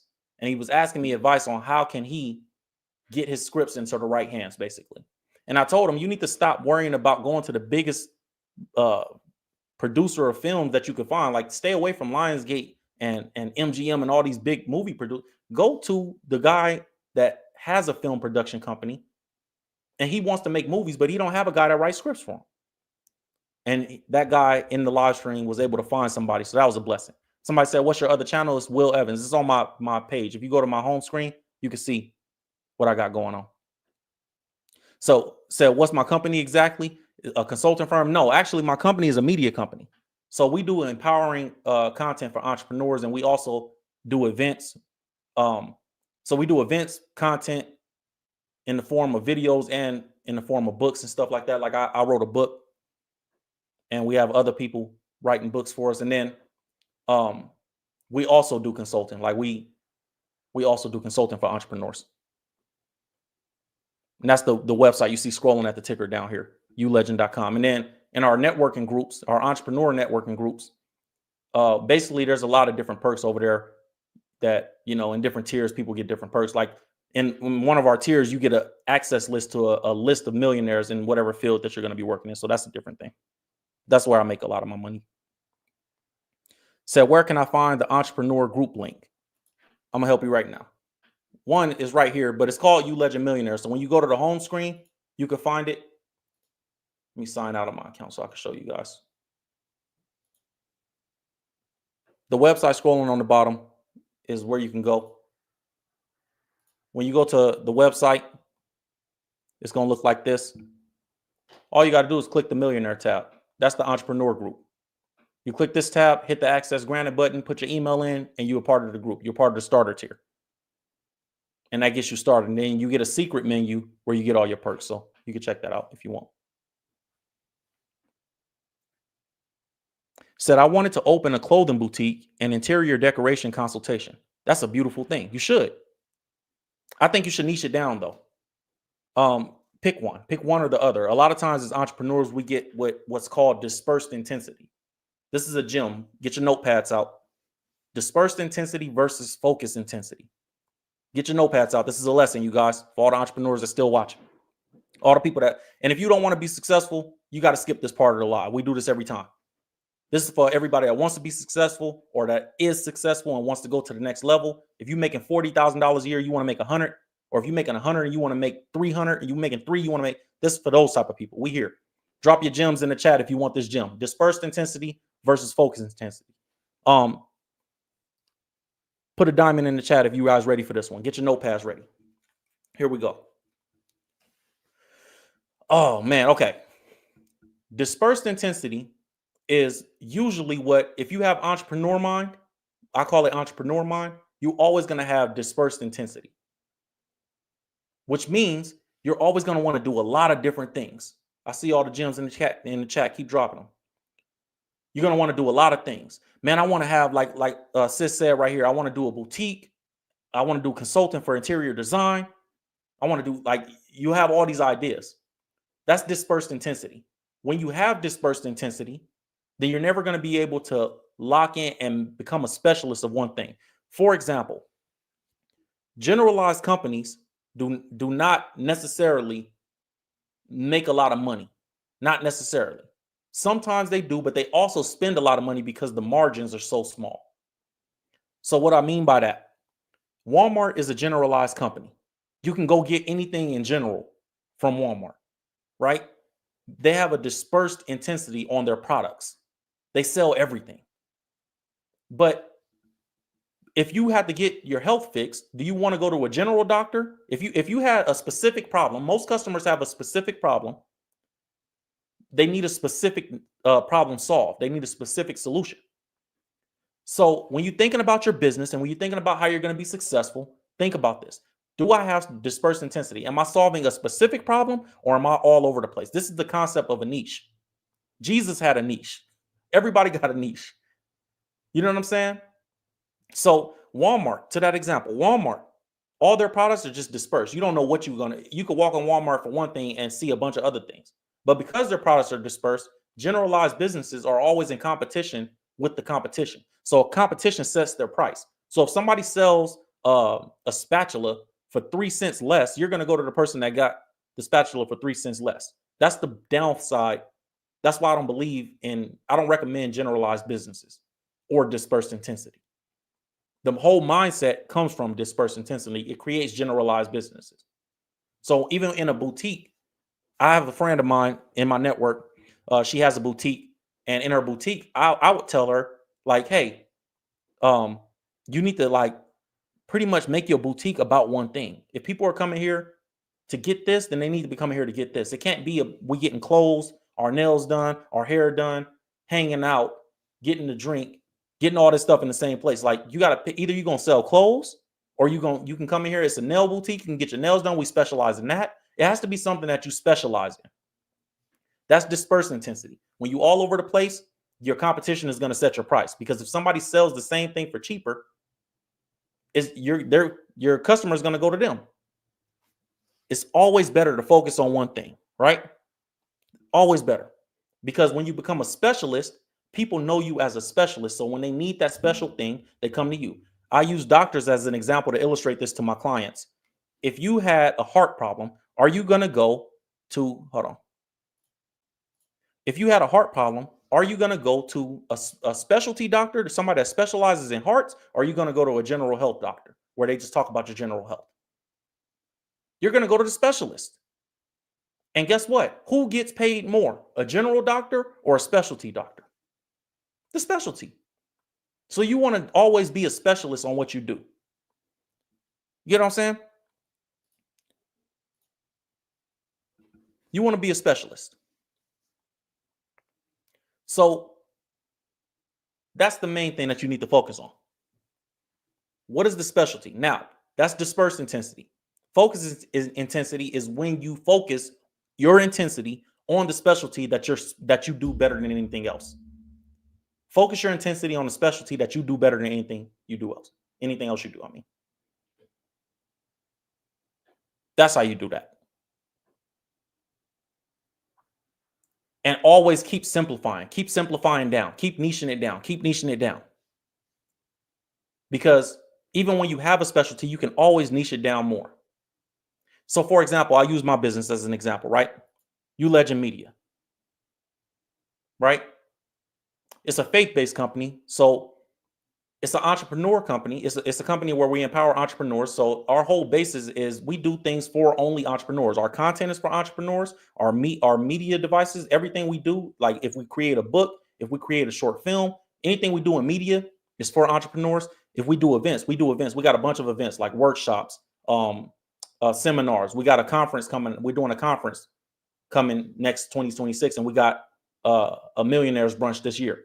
So if you're part of you need to go join the tier if you're not in the tier, because you want to be able to see when we're going to do our events. But anyways, we also do virtual events where we do Zoom classes for people that are a part of our network.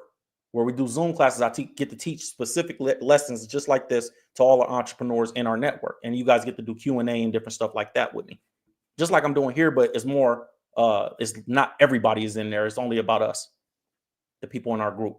You get to get access to the resources and different things that we could teach you, but also you get to get a network of people that pour into you and not just you pouring into a bunch of other people. I expedite the process. Things that you cannot learn on Google, you're going to learn here. Just like I taught y'all about focus intensity and dispersed intensity, I'll teach you similar stuff like that.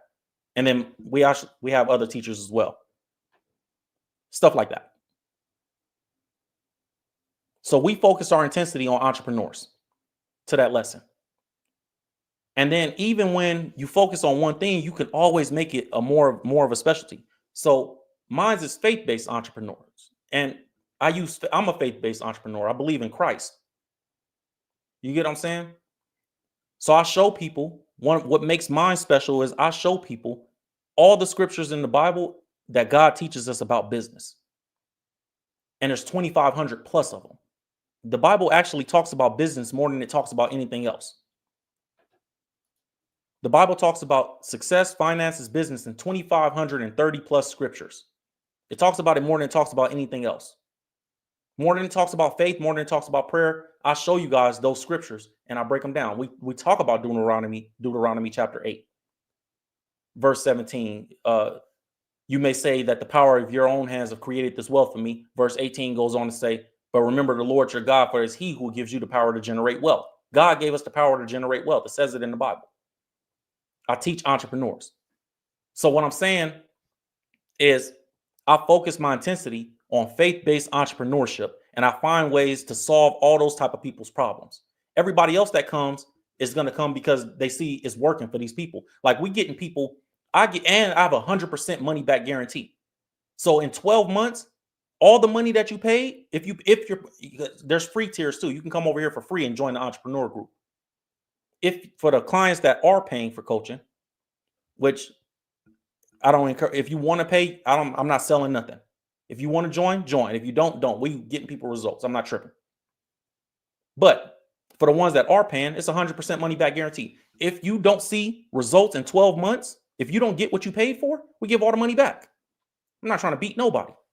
I actually hate colleges and I hate pyramid schemes for that reason. Pyramid schemes is one of my main enemies because they take people money and they don't teach them nothing. I was just laughing at a video on the live stream yesterday with the group, with everybody in here, at this dude that they come on and they just tell you about emotions. If you don't want to be broke forever, if you don't want to be living like this, if you don't want to be, they ain't teaching nothing. They just appealing to your emotions and hoping that you get emotional enough to spend the money. I don't do that. I teach you things. And then colleges, why I don't like colleges, because I believe college is a scam too. They take 4 years of your life, your spiritual resource of your time, something you can never get back. 4 years of your life. Then you graduate college. You can't use the degree. If you try to go use the degree, they're going to tell you you're overqualified and they don't give you the job, but they sold you on this $40,000 degree on the basis that you will be able to get a job using it. We don't do that. If you don't make the money, if you don't see a significant change within, we only have 12 months as a general thing. People always see change within 3 months.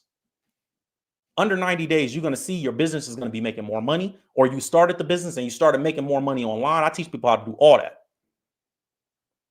because I don't want to be like colleges and I don't want to be like pyramid schemes. I hate them, both of them. Genuinely.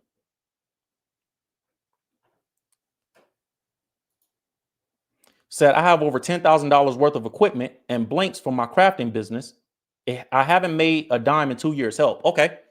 You have $10,000 worth of equipment, and these are all blanks things. You have a crafting business. What are you crafting specifically? You don't have to pay another super chat. Just drop it in the comments. I'm gonna look for you. What are you crafting? Are you making like handmade what? I have over $10,000 worth of equipment and blanks. It sounds like you had just on the surface level. It sounds like you had analysis paralysis, which means you were so focused on setting up the business that you didn't think about how the business was going to run after you set it up. Because I see that a lot with some of my entrepreneurs. Like they invest the money and they go, okay, I got everything I need. And some people don't want to start until they have everything they need.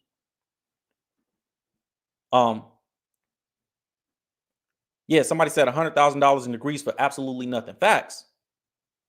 Why do that when you can look, everything that college teach you, I can teach you guys how to actually use the information in way less time. I can teach you 4 years, what college would take 8 years to teach most. If you go into college to be a doctor or a lawyer, okay, you need certain qualifications to do those things. But if you go into college because you want to make more money, man, you better off getting a real coach, not a coach that's going to teach you things like, oh, this is how you file a LLC. And this is how you set up a business bank account. That's BS teaching. That's somebody that's scamming. What we going to teach you is how to find your purpose, how to find the business that you're supposed to start, not just the one that makes money for other people.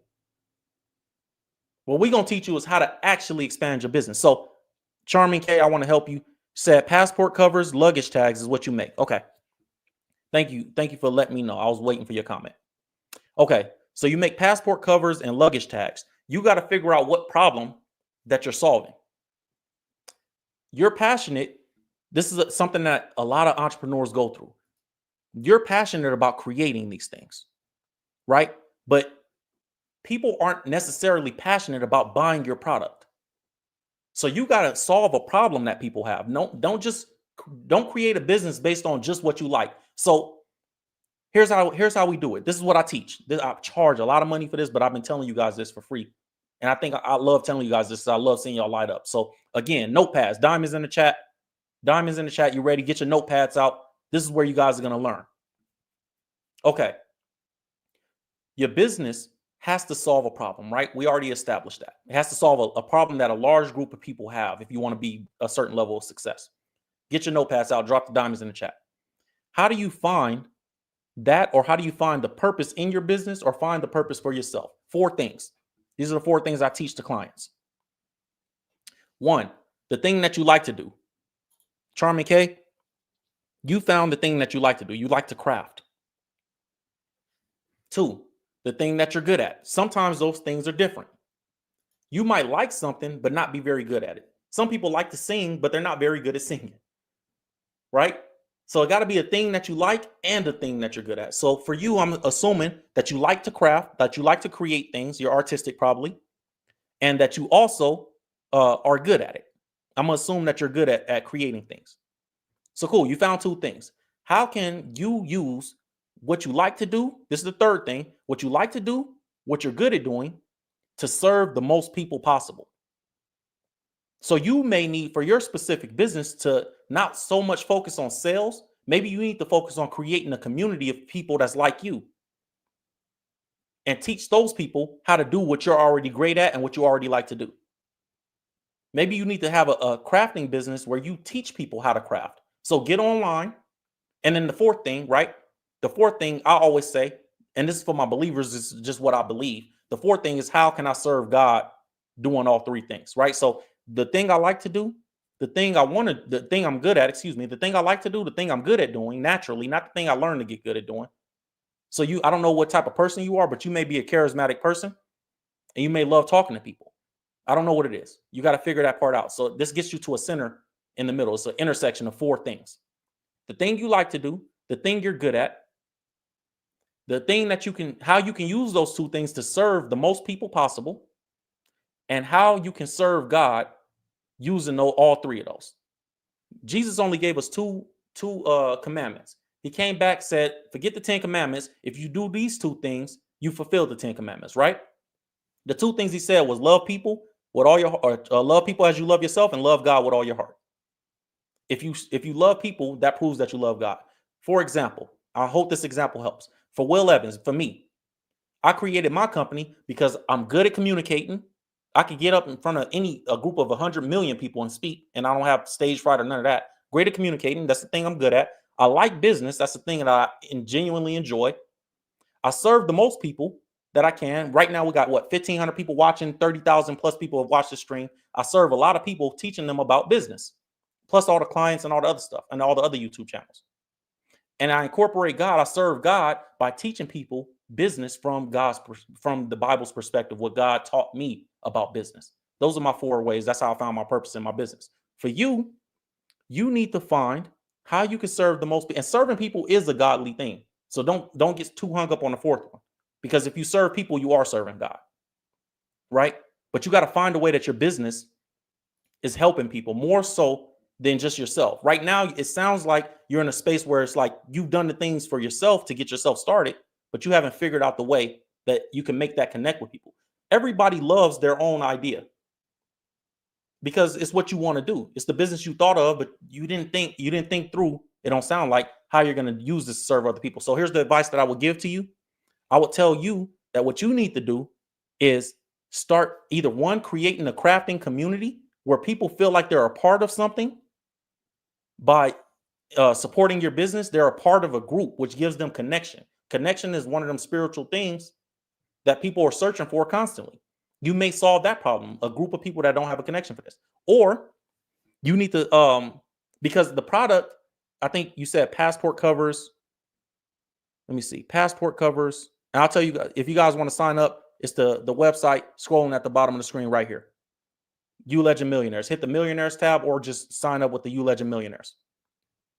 Let me see. I wanted to see where she said her business was. If you're trying to join the entrepreneur group, that's what it is. I'm gonna get to you guys, back to you guys' comments. I just want to help her real quick, and you guys pray for her business. Let me see. Where did it go? Oh, okay. Passport covers, luggage tags, etc., etc. Okay. So, yeah, I would say that you need to either create a community, or teach people how you create what you sell, because that's going to position you as an expert in the field that you're in. So if you're creating passport covers and luggage tags, get on your social media, show people how they can make them for themselves. Your content is going to go viral. You're going to become the expert. There's going to be, it sounds counterintuitive, but what's going to happen is people are going to say, look, this is a great lesson for entrepreneurs. Notepads, diamonds in the chat. This is a great lesson for entrepreneurs. People care more about the problem being solved than they care about the money they would give you for the problem being solved. What do I mean by that? They don't care about having the money in their pocket. They care about the problem disappearing. So you think it's counterintuitive to teach people how you do what you do to do it for themselves. But what's going to happen is people are going to say, instead of teaching, it's cool. She showed me how to do it. The video's viral or whatever. But instead of doing it myself, I'm gonna just hit her up because she's already doing it. She already got a bunch made. Why would I do the work? I don't want to waste my time doing the work. And you're gonna get so many more clients off of what you did for free. When God, in the beginning, this is where I learned this lesson from in business. The first thing that God told man to do when he created humans was to work the garden. Everybody thinks that he told us not to eat the fruit first. But if you go look at Genesis chapter 2, verse 1, I think it's verse 1. Genesis chapter 2, whatever verse it is, God said, I created this whole garden for you, Adam. Now work it and till the ground. And then after that, he said, and while you're working it, don't eat the fruit in the middle of the garden.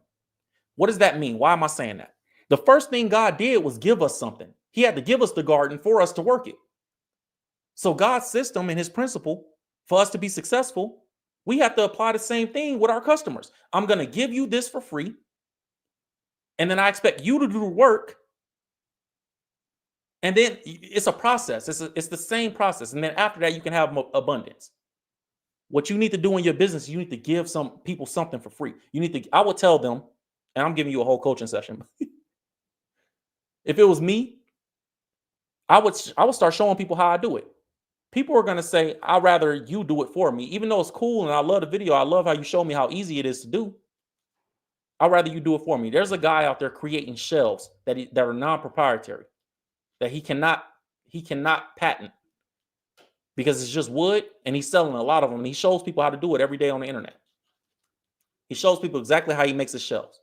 And because he's showing people, the video goes viral. They're like, oh, this is so easy. And then there's a bunch of people that are just like, you know what? I just want to buy the one that you made already. They're going to do the same thing with your crafting business. That's how you're going to be successful. You got to pick one of those two things. Either you create a community and you serve a lot of people through your community, or you teach people how to do it and you serve a lot of people by teaching them, right? And then people want to buy from you because you're the expert. That's the gem. That's the gem. I hope that bless you. I hope that if that was helpful for anybody, just put a diamond in the chat. If y'all thought that was a good game, put a diamond in the chat. Okay, let's see. I got one more. Let's see. Said, where do I sign up? You got to go to ulgnd.com. It's scrolling at the bottom of the screen. Go over there, hit this tab, the millionaire tab. It'll take you to this. Hit the access granted button, or just on the home screen. You could join our entrepreneur networking group and our entrepreneur group right here. And you could go over there and check it out. Just put your email address in, hit that sign up button, and you're there. Said, I've invested so much into my business all last year. I broke even. I'm ready to give up. Do not give up. Adjust, never quit. Adjust, you make adjustments, never quit. This is where it's supposed to go. This is how it's supposed to be. You're an entrepreneur. It's all on you. This is how it's supposed to be, though. Don't quit. Somebody relying on your dream to come true. It's all about service. We got to start thinking about how we can serve more people. If you're not serving nobody, then you're not going to make no money. If you're only serving a few people, then you're only going to make a few people's money. You got to be thinking about how can I serve people more so than how much money you're going to make. My pops used to always tell me when I used to be trying to make, like when I first started my business, I was always trying to make the money. My dad was like, listen, man, you're not trying to make money. You're trying to run a business. I never understood that until I became a millionaire. Really, till I got to the six figures, actually.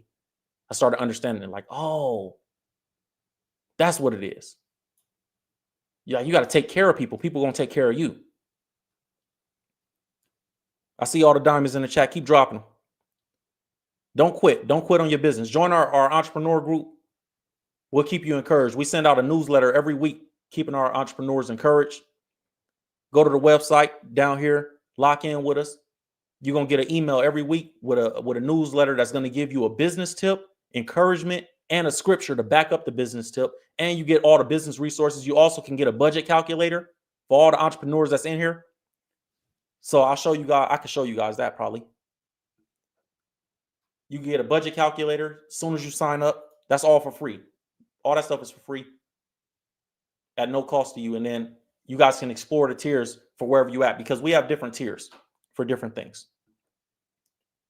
For the entrepreneurs that are already making, if you're making $30,000, $40,000, $50,000 a year, you want to go to the pro tier because you want to get to the 100,000.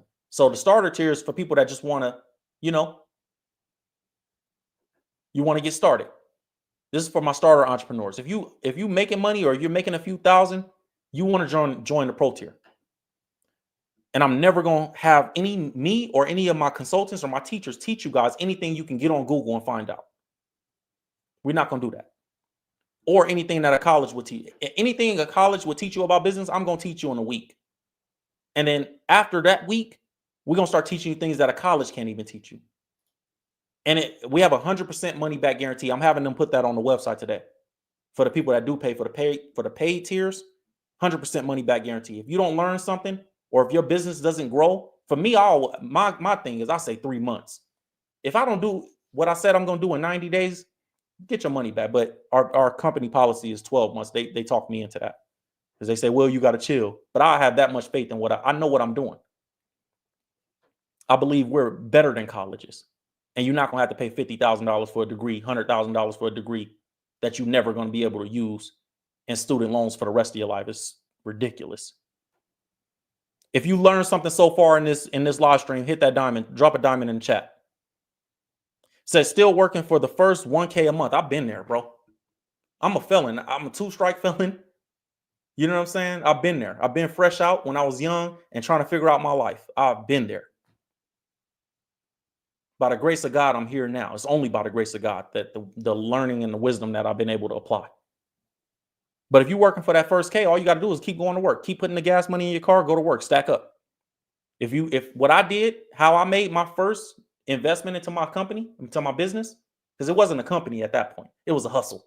I was trying to make money, and it was just you got 3 tiers of entrepreneurs. You got hustlers, you got entrepreneurs, and then you got business owners. I finally made it to the business owner stage. Hustlers are just trying to make money. Entrepreneurs are trying to make money to invest in the business.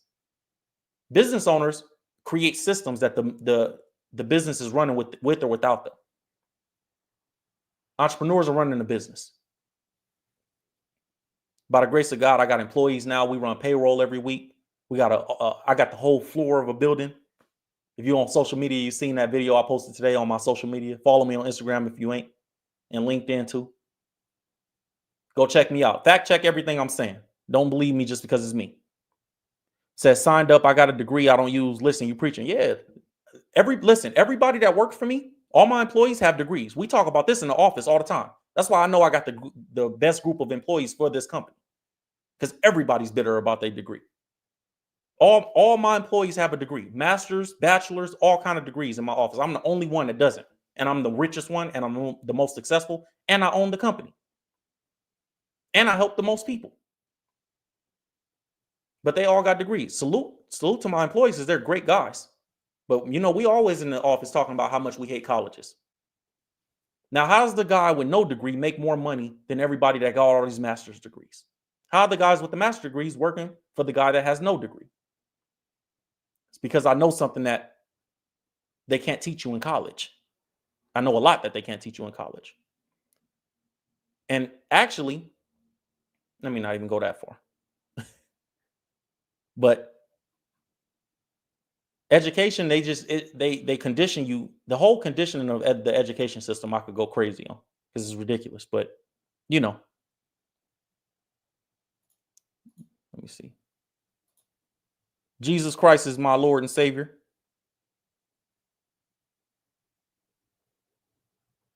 My whole business, without God, I wouldn't even have a business. You know what I'm saying?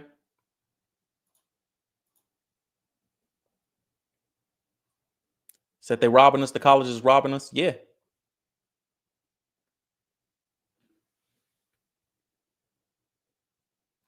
%. Let me see what y'all talking about. I'm in the chat now. We going through what y'all saying. Said I have this YouTube channel making sounds to help people sleep. That's beautiful. Said it, but it's not generating any traction, any subscribers, any tips. Algorithms, man, this is a great one. I have a lot of creators, content creators, because people know that I got a million followers almost. Over a million now, probably. And they asked me how I do it, because I go viral on every platform. So content creation is one of them things that is algorithm based, and the algorithm has changed now. What the content creation algorithm is now is video by video based. So it used to be where you can make sounds to help somebody sleep. You make one video, and that video over a period of a year might do a couple million, 10 million views. Now they want to see that you're consistently creating long form videos that keep people on their platform. TikTok changed everything. When TikTok came out, it changed the way algorithms are set up. So algorithms now are video by video basis.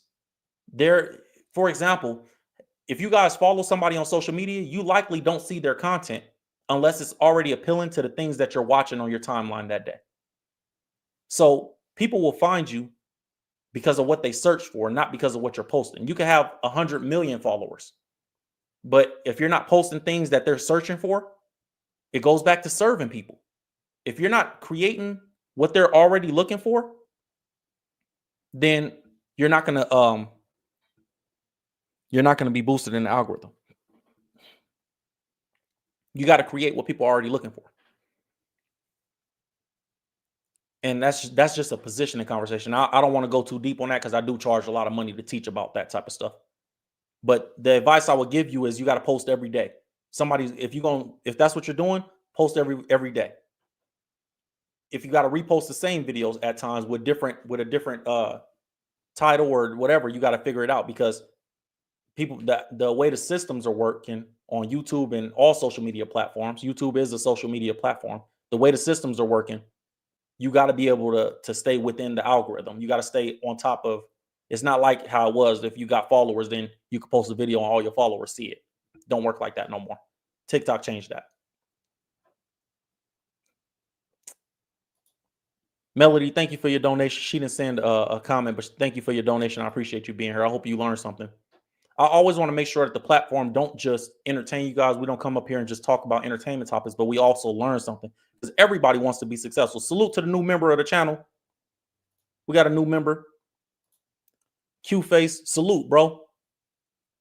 Thank you for joining the channel as a member. $3 memberships on the channel. Your comments get priority, get put on screen if you're a member of the channel. It's $3 a month, 30 cents a day, 10 cents a day, or whatever it is. Can't even get a cheeseburger for $3 a month. So salute to joining the channel. I appreciate you being here. All the members of the channel, if you in here right now, make sure you welcome the homie. Let's see. We got another question. Said, I'm a photographer. I love the creative side, but any business advice? Man, I get this question a lot. I deal with this question a lot with my clients. A lot. Bro, I love the creation part of it. I just don't like dealing with the business. Well, then you're going to be a creative that don't have any business. And that's just part of it. So, not to be discouraging, I want to give you some good advice. I'm going to give you some encouragement. You need to get with somebody that can take care of the business side for you. You need to find somebody that's special. It's back to disperse intensity versus focus intensity. You focus. It's a great thing that you focus your intensity on the photography side of it. Great. But the business side of it, you don't want to do that. And you know you don't want to do that. This is how I teach in my higher tiers. I don't know if I should say this. I pay. People pay. I don't want to get it. I'll try to say it in a way that I can. You have to. When I teach people how to hire, I always teach people to hire in a way that you're hiring for the position that you don't want to do. Like the things that you could do, but you don't want to do. Michael Franzese says that you got to do what you do best and delegate the rest. I'll say it like that. Do what you do best, delegate the rest. So if you, let me just try to help you with your photography thing. If you don't want to do if you only want to do the creative side, you don't want to do the business side, you need to find somebody that does want to do the business side and only wants to do that. Don't find somebody else that wants to be a photographer as well, because y'all gonna butt heads.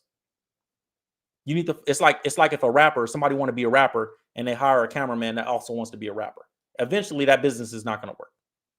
So you need to hire somebody or find somebody that, hey, I want to do the business side. And if you can't find somebody that wants to do the business side, then you need to get coaching on the business side, and you need to find a way to love it. Denzel Washington once said, you got to do what you have to do so you can do what you want to do.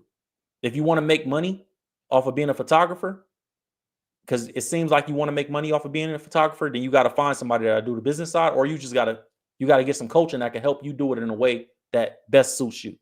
Otherwise, you're not going to make no money off of it. It's only one or two ways. Either you do it or you don't, or you find somebody to do it or you don't. Garden Lady 2018, thank you for your donation.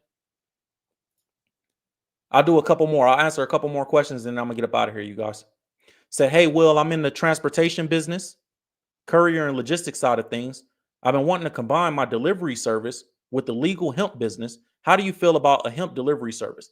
I don't know what the laws and regulations are on hemp delivery. I know that I did a big deal early on in my, maybe about 4 years ago. I did a big deal with a dispensary. If you know my history, if you guys follow me on social media outside of this, you know I had a big I was invested in that. But I got out of that business. But that was one of my first big deals. I did the marketing for one of the companies. I don't know what the legal side of it, because that's one of the businesses that's federally. I don't know how it works. So, but maybe I have somebody in my network. If you join my entrepreneur group, maybe somebody in my network, you get into the private LinkedIn groups or the private Facebook group, whichever one you use, and you ask a question about that, and somebody may be in a network that knows a lot about it and be able to help you. Or I know for a fact that I have actually my marketing director for my company, he worked in that industry for about 7 years. So I could put you on a call with him and he could give you more specifics on different things like that. But he said, I've been wanting to combine my delivery service with legal hemp business. How do you feel about the hemp delivery service? I don't know what the laws and regulations are behind it. I would have to put you on a call with my marketing director who's worked in that industry prior to working for me. And he did a lot of that stuff. So he will be able to put you, if you were a part of my network, then we'll be able to send you an email and you'll be able to have a conversation with him.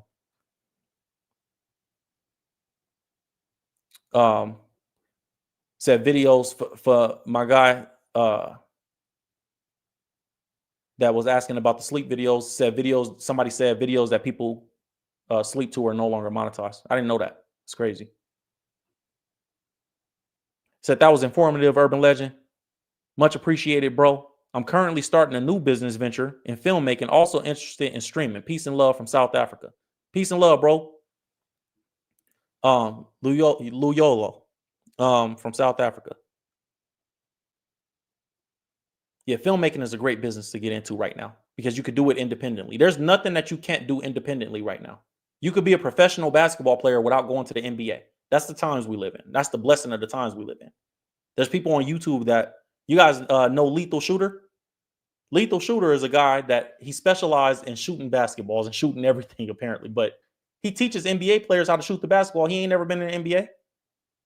That's the times we live in. He just teach online. He coaches basketball online, how to shoot specifically. Very, very focused intensity on shooting only. Not dribbling, not running up and down the court, not playing defense, just shooting. And he's very successful from doing so. Soak up the game. You could be a professional anything by just going to be a professional. Go do the work.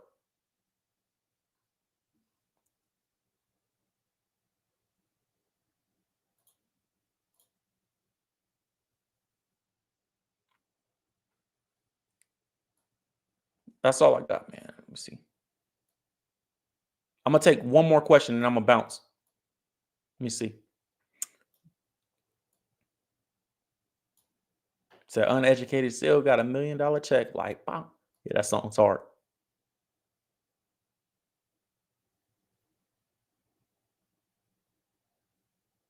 All right, last question. Let's do it. Because I'm getting pretty exhausted. I've been working.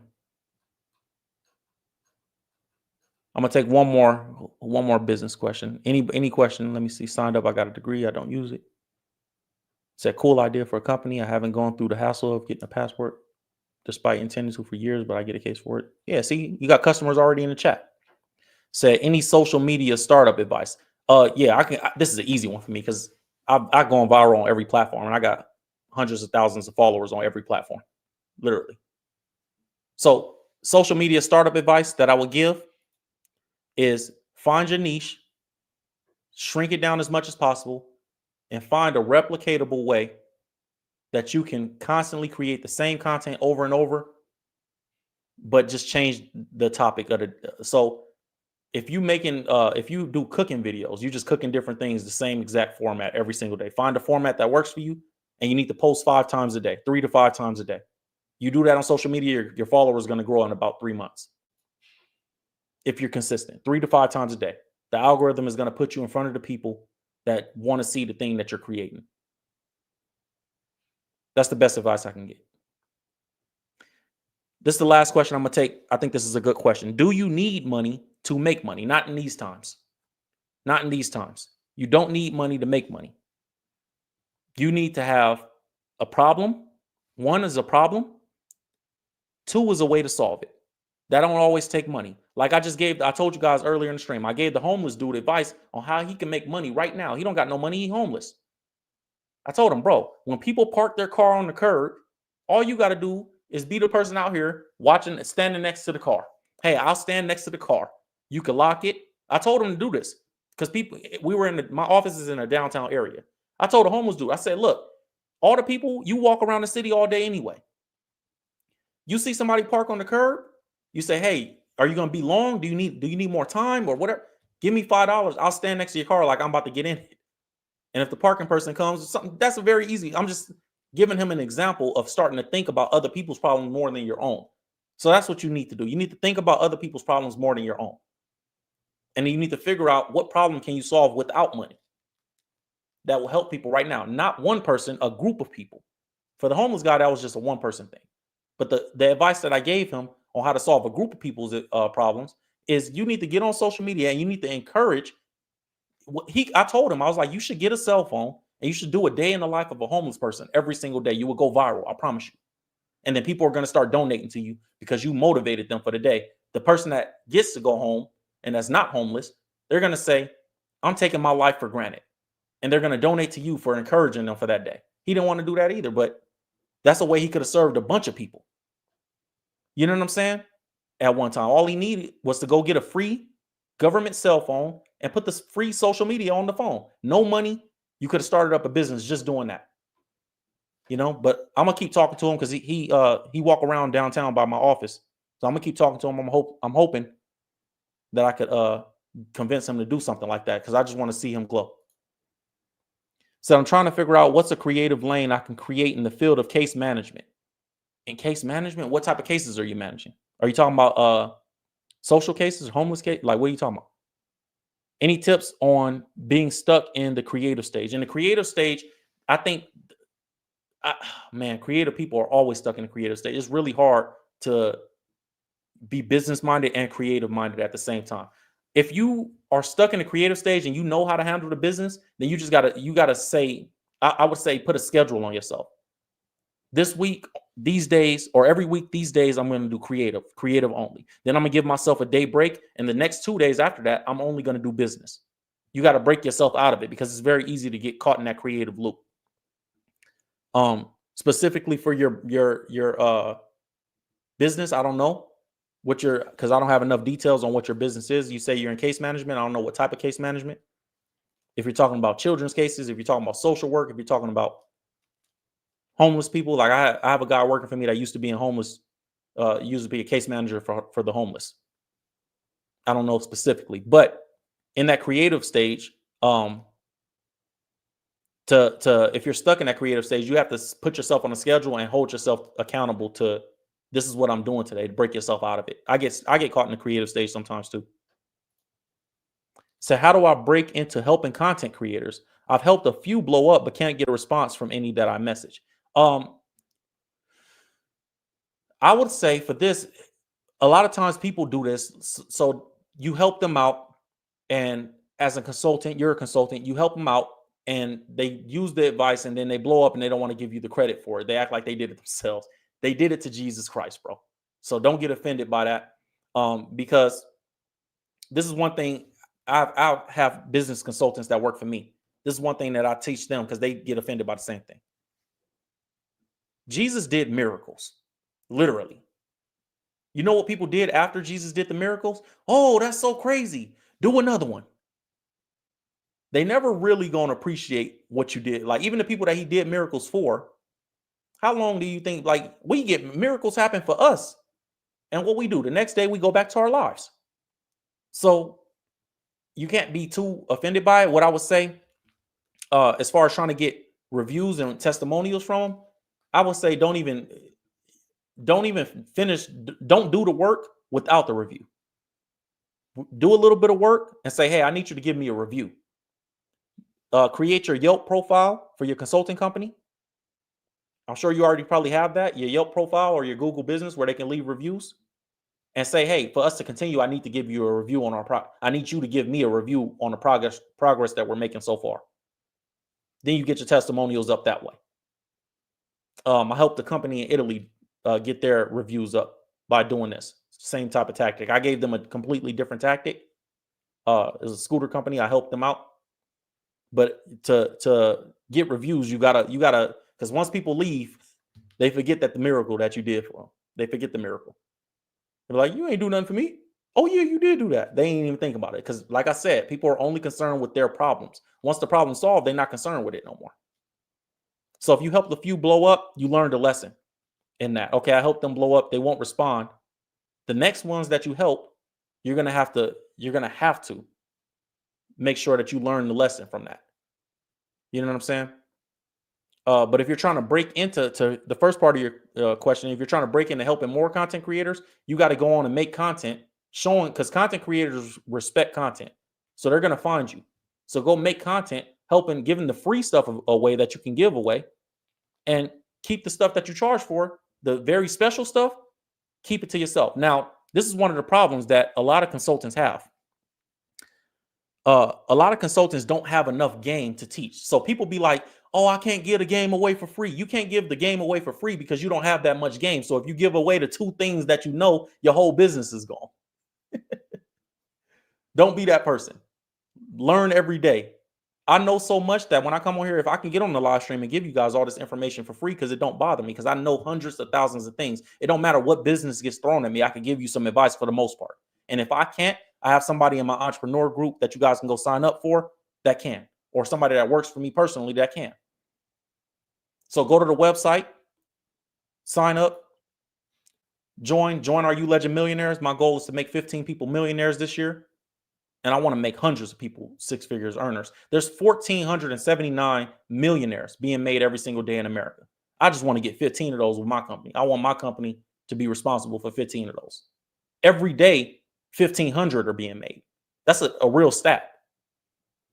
So make sure you guys go join the entrepreneur group if you haven't joined already. Sign up over there and get all the perks of being a part of our You Legend Millionaires group. But like I said, I give you guys game for free because I have so much information that I can share with you. It don't even matter. It don't matter what I give away for free. You know what I'm saying? Salute to 808 Show gifting 10 memberships. Appreciate you, bro. Thank you for being here. Love that you're here. Thank you. So always beware of the teachers that will say, oh, the game is meant to be sold, not told. Man, come on, bro. You got to sell it because you only got them 2 things to sell. If you sell, if you don't sell them, then you don't have nothing else for sale. I can give you all 100 things for free and still have 1,000 things for sale. So that's all I got for you guys. I stayed for the extra couple questions because you guys sent them to the super chat. I want to be respectful of that. But that's all I got for you guys on this one. Urban Legend with Levins, I love you guys. Make sure you stay encouraged. Dear Heavenly Father, as we're bowing our heads and closing our eyes and closing out the stream, God, we thank you for the abundance mindsets that you placed with us. We thank you for everybody out there that's waking up to wanting more out of life, God. We thank you that wanting success is not an evil thing, and wanting to be better than we were yesterday is not an evil thing, that you are the God of abundance, multiplication, and addition, and not the God of subtraction, division. God, we ask that you continue to bless the people that are watching, continue to bless the people that are listening. I ask that you let everything that's incorrect be clear that it came from me, and everything that's correct be clear that it came from you, God. Let me be a vessel, just like the donkey that Jesus rode in on Palm Sunday. I'm just the donkey that he rode in on, God. I'm not special. It's only because of Jesus that I'm here. I ask that you bless everybody that's watching. I ask that you bless everybody listening, their families, their loved ones as they go through their day-to-day. And I ask that you cover them with your grace, mercy, and love. In Jesus' name, amen. Drop an amen in the chat. Touch and agree. We rolling out of here, man. I love you guys. Join our faith-based entrepreneur network, ULegend, ulegend.com, ulgnd.com. It's a faith-based entrepreneur network, faith-based company. And we have a bunch of resources over there to help you guys with any entrepreneur problem that you have, any business problem. If you're a startup, if you're making 100,000 a year, or if you're a millionaire like me, it don't matter what it is. Follow me on social media at Urban Legend with Levins. I don't take DMs over there, but you guys can wait for the live streams or email me. And until next time, guys, I'll see you then. I love you guys. Stay blessed.